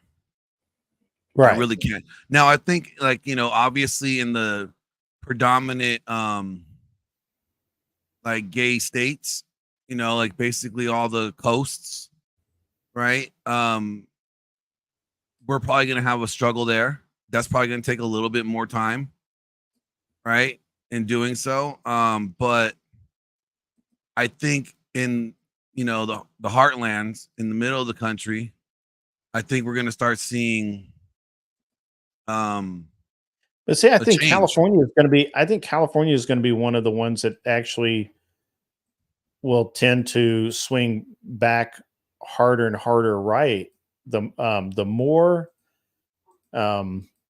they keep pushing in the current direction, the more the ludicrous the more ludicrous it seems. The more that the churches out there are getting involved, and the more churches out there that, and this is the interesting part, the more of the super churches out there that fail, the guys that, you know, the churches that have been pushing this progressive movement in the church, the more those fail, that the more room there is for more traditional churches to come in and pull that crowd of people back to where it needs to be.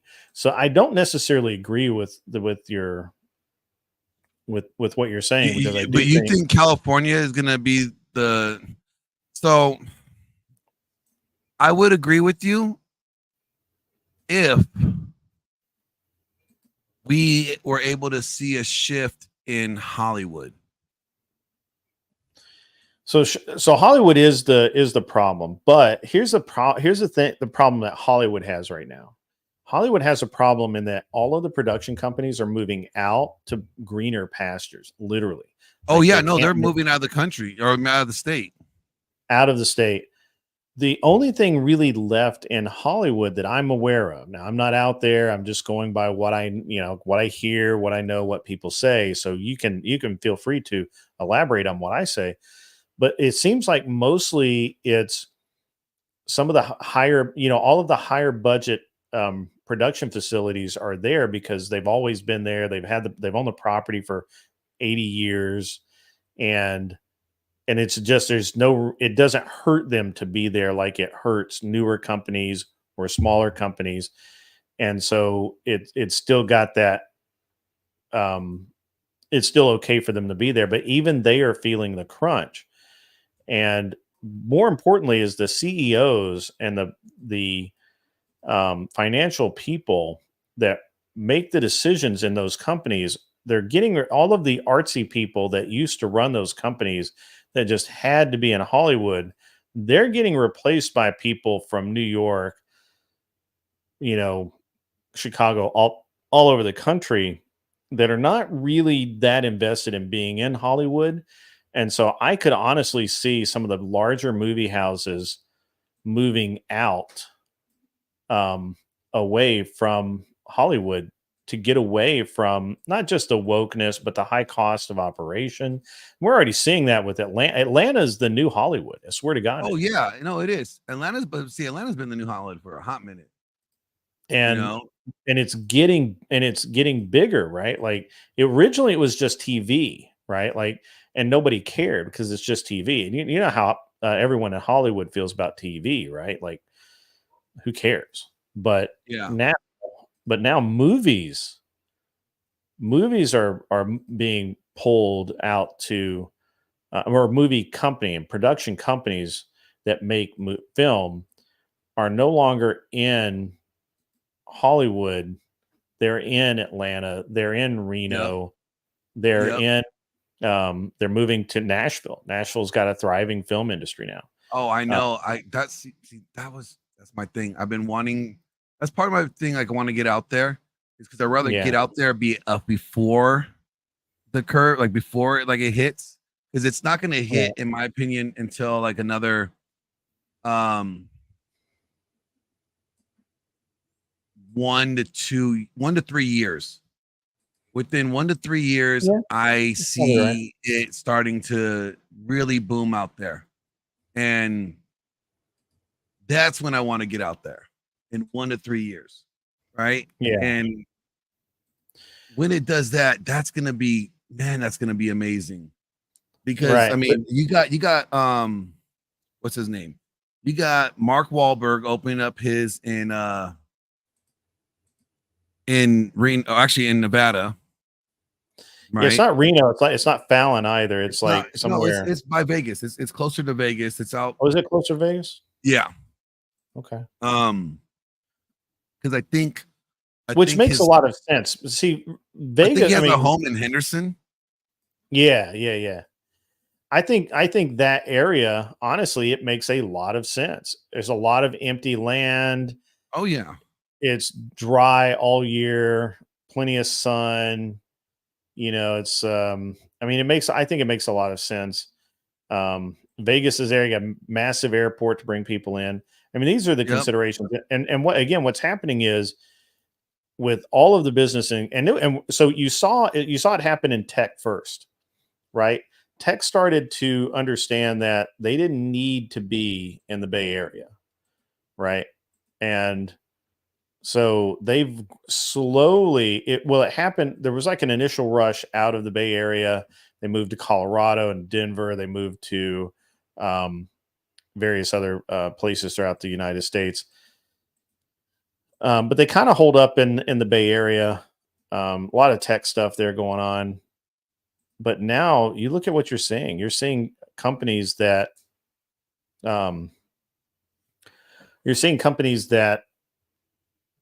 traditionally would never have moved. Now they're moving to Texas. Merle's World says, they're moving to Texas. That's right. They're moving to Texas, Georgia, Ohio. Sun has a new campus in like Kansas, some fucking where, like somewhere that I never would have expected. Because they were in Colorado forever. And it's not Sun Microsystems anymore. It's something, I forget what the fuck they call themselves now.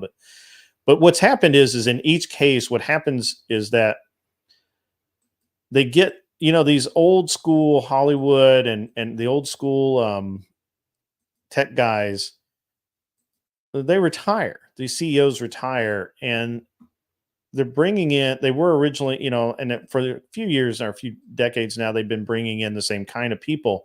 But those people are gradually being replaced by, guys that, that don't really have any allegiance to California. And they're looking at the tax rate. They're looking at the cost of doing business in California. And they're going, why the fuck are we here? Right? Like, why the fuck are we spending all of the, and here's the thing.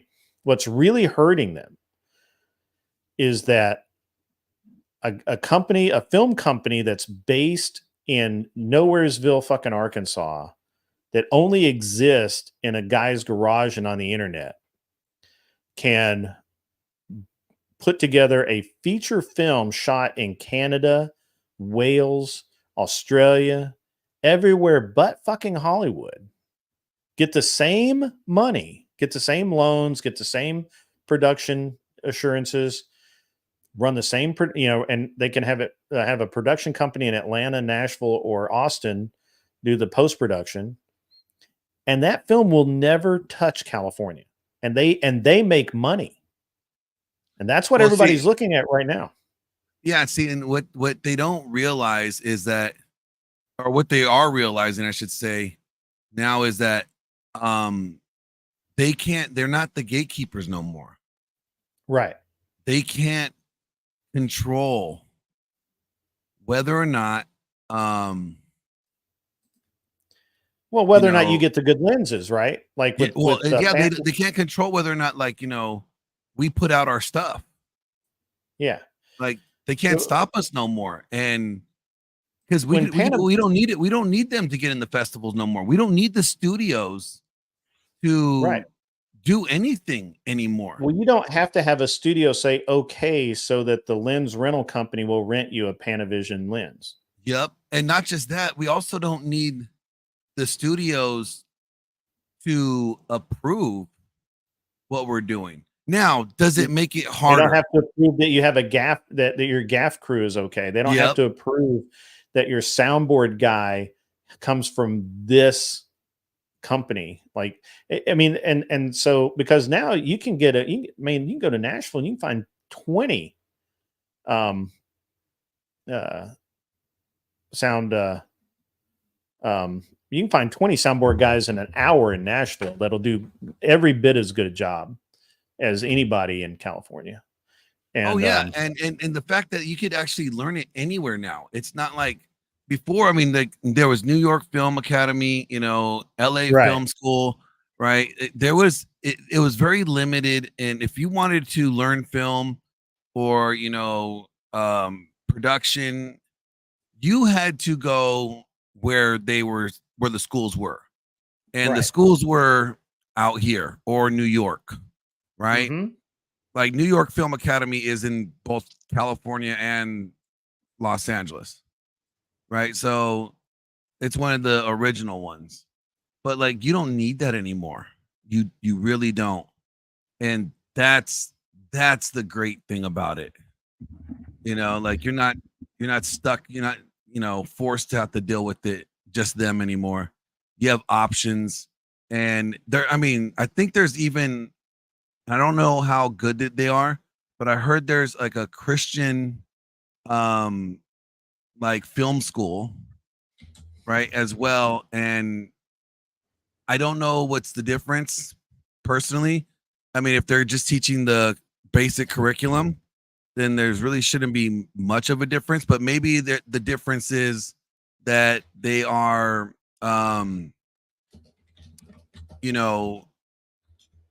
type of films and stuff that they have you do. Because I remember when I was at like Full Sail, some of the stuff, like some of the assignments was a little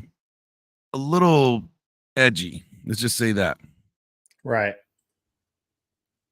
And you're probably not gonna have as many gay students there. Call me whatever you want, but I just don't really like working with Peter Puffers. Yeah. Like it's not my thing. So like having to be in the industry that where that they just seem to be like running wild, it sucks. So I just hope that the schools are gonna lead the way. If Hollywood's not gonna do it, I hope Louisiana and Oklahoma lead the way and start making this a trend. And I think that all the parents that have children going to schools over there really need to be thanking their governor.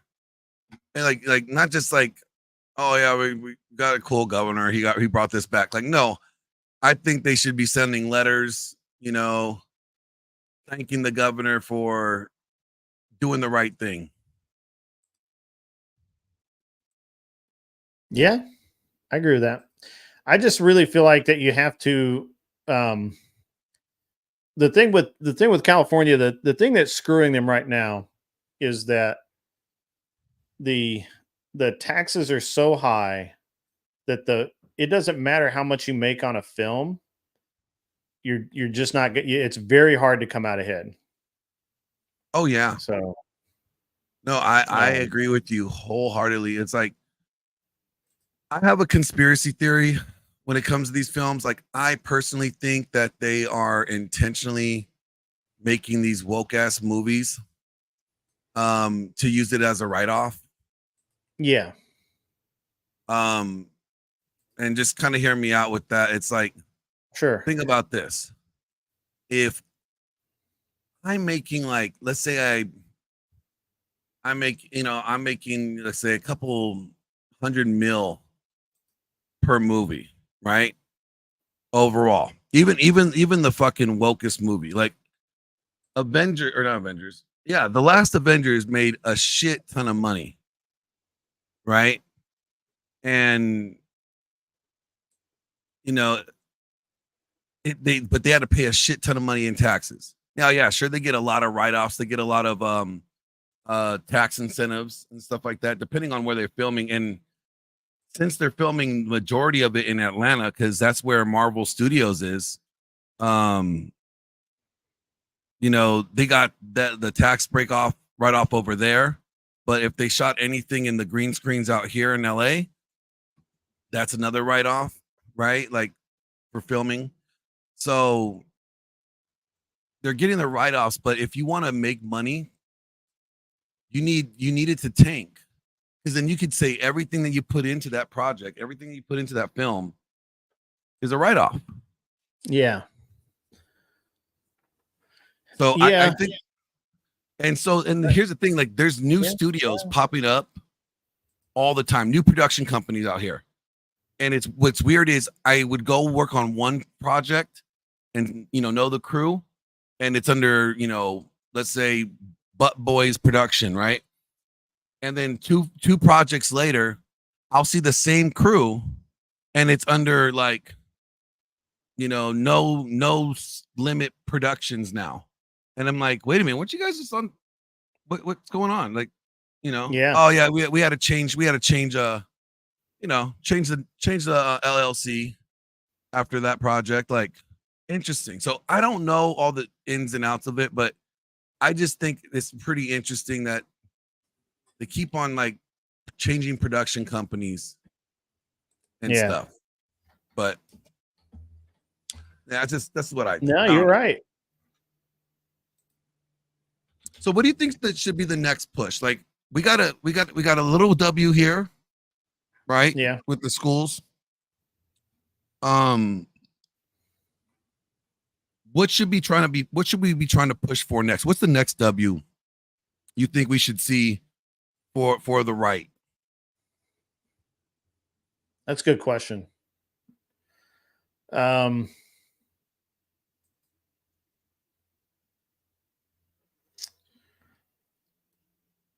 I don't know. That's a great question. I don't know, because there's so many places we could go. I would say public decency laws should be a thing again. Vagrancy, something has to come along with vacancy laws. That kind of, you know, those sorts of things need to come out. I think something like that could be more like attainable would be to get rid of that $1,000 like law, where like as long as you don't steal, yeah. So in like in some in like, California, yeah. California, it's not just California though. It's in a lot of blue states where as long as you don't steal more than $1,000, it's not, they don't even charge you. I think that could be another W that would kind of enforce law and order again. I think public decency would be just, as much as I would love for it to be a thing, I don't know if we have enough W's under the belt quite yet to get that, you know, done. Actually, I think I go back to my earlier comments about we need to put the infrastructure and interest back into our power production, which is Keystone Pipeline, the oil, oil reserves, fracking. We need thorium reactors in multiple states to take the load off of the grid, off of hydroelectric power and that kind of thing, where we can kind of reduce the reliance on any single source of power. And I think that would be, and I think that we need to stop subsidizing solar and wind power. Yeah, I mean, solar and wind are good, but they're not great, right? I think we have enough I mean, we have enough natural resources here. Like, I think we need to, start tapping into our natural gas again more. Yeah. I'm all for the Keystone pipeline. Shit, I'm also all for, like, let's just start tapping into our own oil out here. Like, we have like Right. what Yeah, we largest definitely need to oil do that. reserve? Don't we have like the Yeah, we largest need reserve? to do that. Like, we got to drive these prices down. At least in my opinion, like, we got to get these prices down like bad, Well, because the thing people are is that, hurting. yeah, the thing is, and I'm gonna have to wrap here pretty soon. I've got I didn't realize how late it was, man. I got to talking and we went long, bro. My bad. But that's all right, dude. It's cool. It's cool. I could have stopped you. My thing is that private companies can't do nuclear, so we have to have the state do nuclear, right? Mhm. But everywhere else, and I mean oil, solar, wind, natural gas, all of those sources of energy, private industry only, no subsidies, no nothing, right? Like, it either lives and dies by its own viability. If people just will not pay for if people just aren't going to pay Mhm. for solar, then the company goes out of business. Yeah. Right?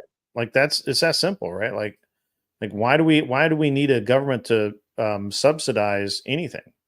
I like so ethanol is only highly subsidized because they were trying to they were trying to convince farm growers to do something, but that's actually I mean, man, this is a long subject to get into before I got to dive off, but I'm gonna burn this down really quick. So ethanol was only subsidized as heavy as it was to help the farmers, and basically to grow corn, make them grow corn and buy their crops. I agree with that part of it to some degree, but at the same time, agribiz needs to be agribiz needs to receive less government help as well. It needs to survive on its own or not. On the other side of that, there was back when ethanol was being it wasn't really being subsidized, but it was there was a lot of research dollars going into it, which I guess part of that was government money. Ethanol is the most effective way of producing the ethanol for like E85, E100 is actually like a pond scum kind of thing. And it's very efficient. It grows very fast. And they had tons of this stuff down in swampland in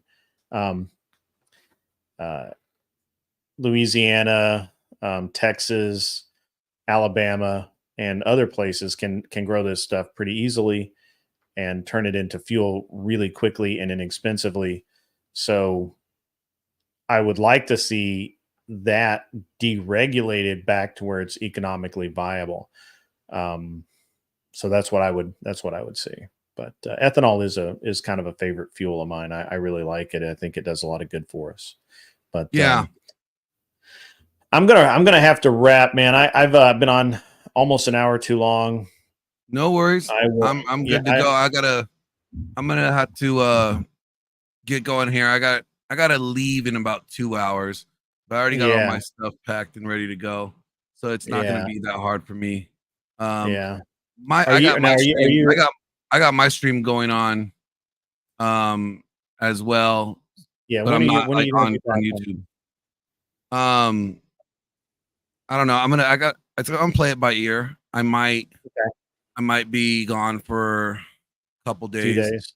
All right. Yeah. That's cool. I mean, hopefully I'll be able to.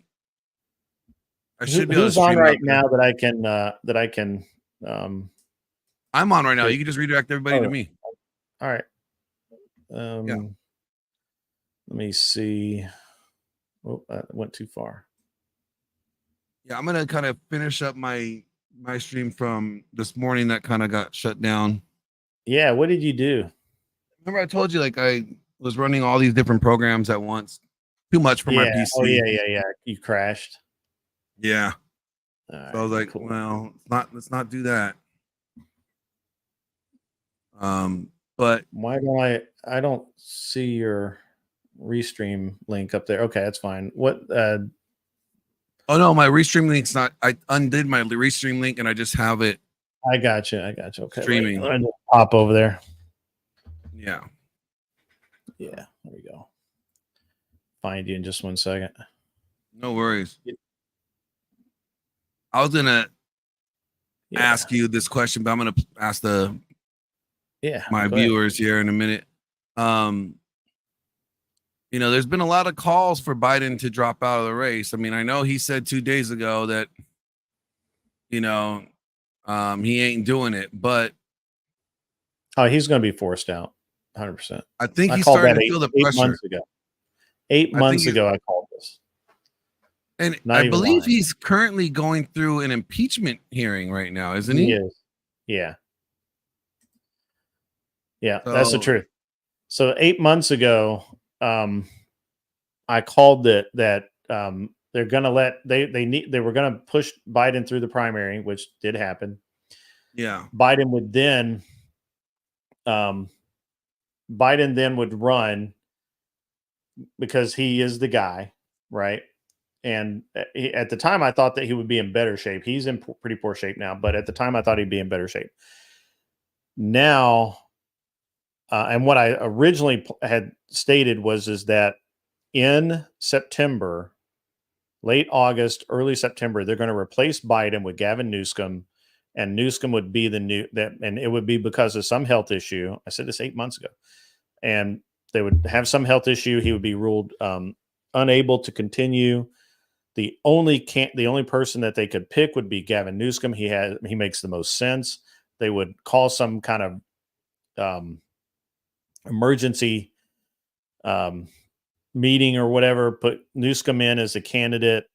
And the reason that timing is important is because it doesn't give the Republican war machine time enough to spin up and pump out all of the anti-Newsom press. I think the debate has forced their hand a little earlier, but what they're doing is instead of Newsom, they're trying to put Kamala out as a red herring.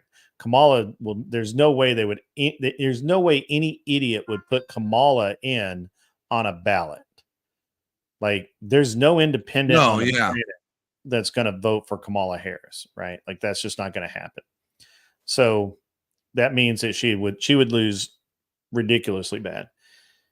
But what they will do is they'll keep saying they're going to put Kamala in, and then again at the last minute they'll do the switcheroo. They'll put Newsom in.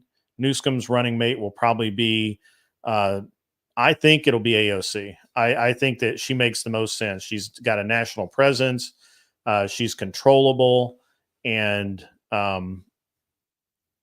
she'll gain a lot of votes. So I think that's how that's going to go down. Pretty sure. I could be wrong about AOC. I just can't, because his running mate needs to be female, currently in politics, and be known on a national level. Oh, I agree. Those three things have to exist. And the only one I can think of that. Go ahead. Do you think Trump is going to go female? I haven't heard him pick his running mate yet, has he? Well, it's supposedly he dropped a bomb the other day that was kind of, the people assume that he was talking about his running mate. So I think he either goes Tulsi Gabbard.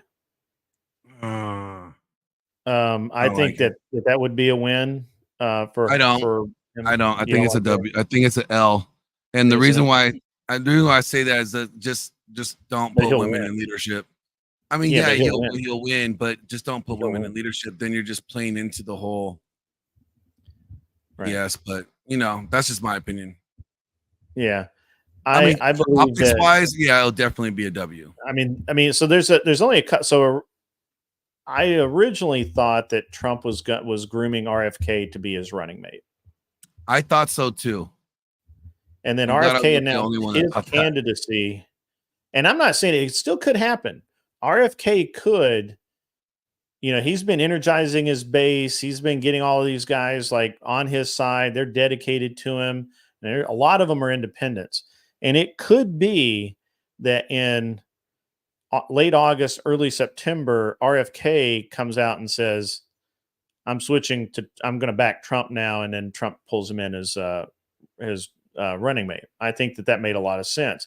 RFK is known to be a little bit on the socialist. I mean, I don't agree with him in some aspects, but he's a moderate Democrat, and he draws a lot of that anti-Biden people already from the left. Not that would never vote for Trump, but would vote for RFK. Yeah. And the best part is every Democrat currently in office hates RFK with a passion, and that's just a win. Oh yeah, that's just a win. My thing is, I just don't see. I guess I just don't. He could win with RFK. With RFK. Oh yeah, I think he has. I would prefer him to have RFK over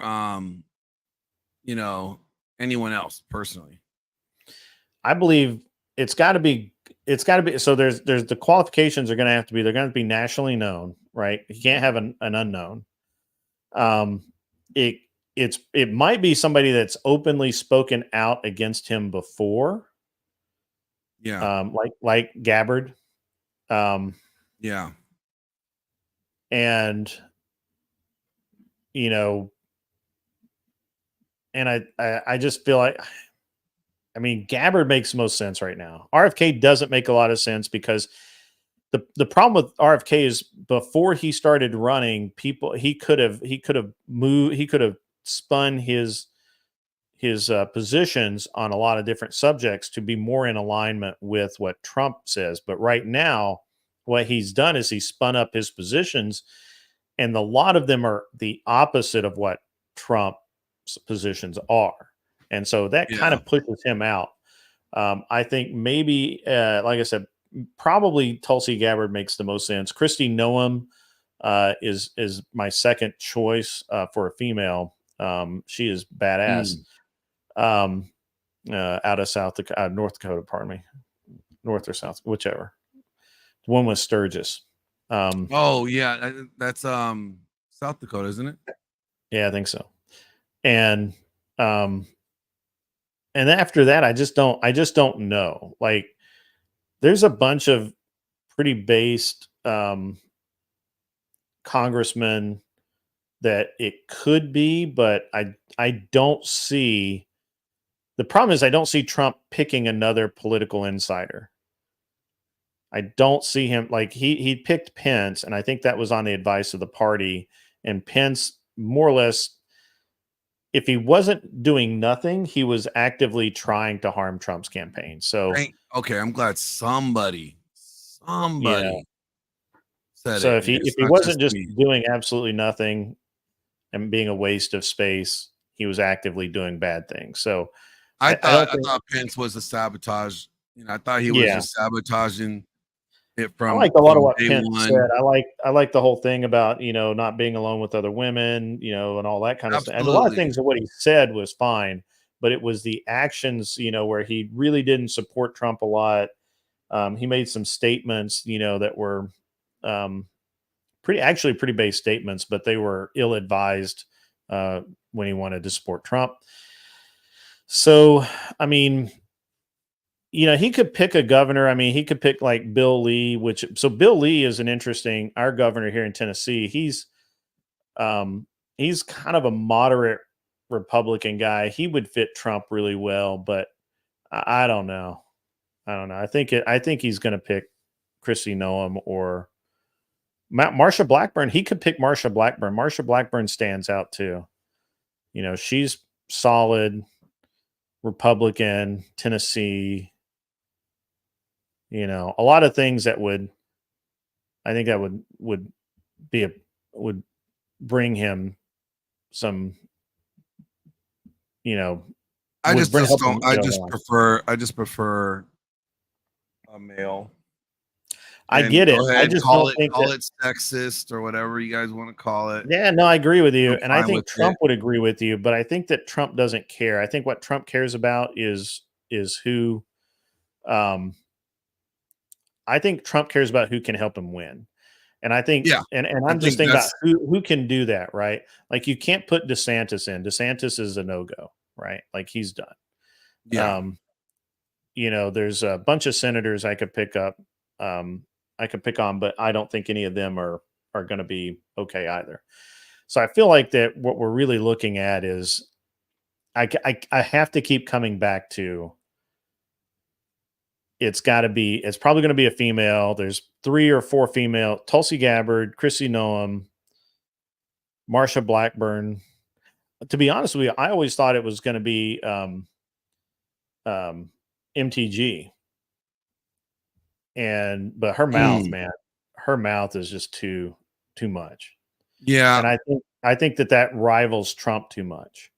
So it's going to have to be, there's a balance there, right? So yeah, it's going to have to be somebody that's going to be able to not push too much against him. Yeah, I can't think of anybody from Georgia. Can't like disagree with them, but they can't disagree with them publicly, and Right. they got to play the game with him. And I don't know. I don't see a lot of people. People have too many political ambitions to do that. Yeah, I think And that what you're maybe looking at, you're right. That's probably better for a woman to do that. Mm-hmm. They're just Well, I think if you naturally put somebody more like, agreeable. I think if you put something, well, sorry. So like the problem is that the good male guys, like the guy from New Jersey that debated him, that looked like a fucking idiot. Like he would have been a good choice, but he's not going to do it. Vivek would be a good fit, would not be a good fit for vice president, but he's excellent fit for a cabinet position. Really, he don't runs think he'll his be a damn good mouth too for a much. vice president? He runs his mouth too much. See, I thought he actually, that's who I would like to see as VP. Yeah, personally, I think yeah, I get it. I understand why you want that. I just don't see that. I don't see that happening. No, I don't see it happening either. But for me, I just think that would be the route that I would prefer for him to go. Yeah, just because I don't know, I like the guy, I guess. Yeah. I mean, like Governor Bill Lee here in Tennessee, the Texas governor, I can't think of his name offhand. You know, he would be a good. Yeah. The problem. Go ahead. No, go ahead. I was thinking of the name. I'm trying to remember the guy's name. I can't think of his name, but the guy who did, the guy who fought Biden on the fence, I think he'd be a good fit. And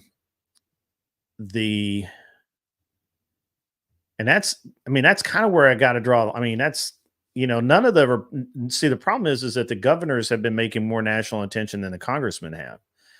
So it would be easier to pick a governor than a congressperson. Yeah. No, I agree. I'm trying to think who's actually is your guys as governor that I like. Yeah, Bill Lee. Yeah. Yeah, Bill Lee would be an excellent choice as a presidential running mate. He would. And so would Marsha Blackburn, who's I think a senator. So she does really good. But I got to go, guys. I'm going to send you over to Mr. Lawrence. You guys have a great rest That's of your his day. name. Abbott. Yeah, Abbott. Greg Abbott. Yep. Yeah, I forgot. I just have random drops in memory. You guys have a great rest of your day. Get off my lawn and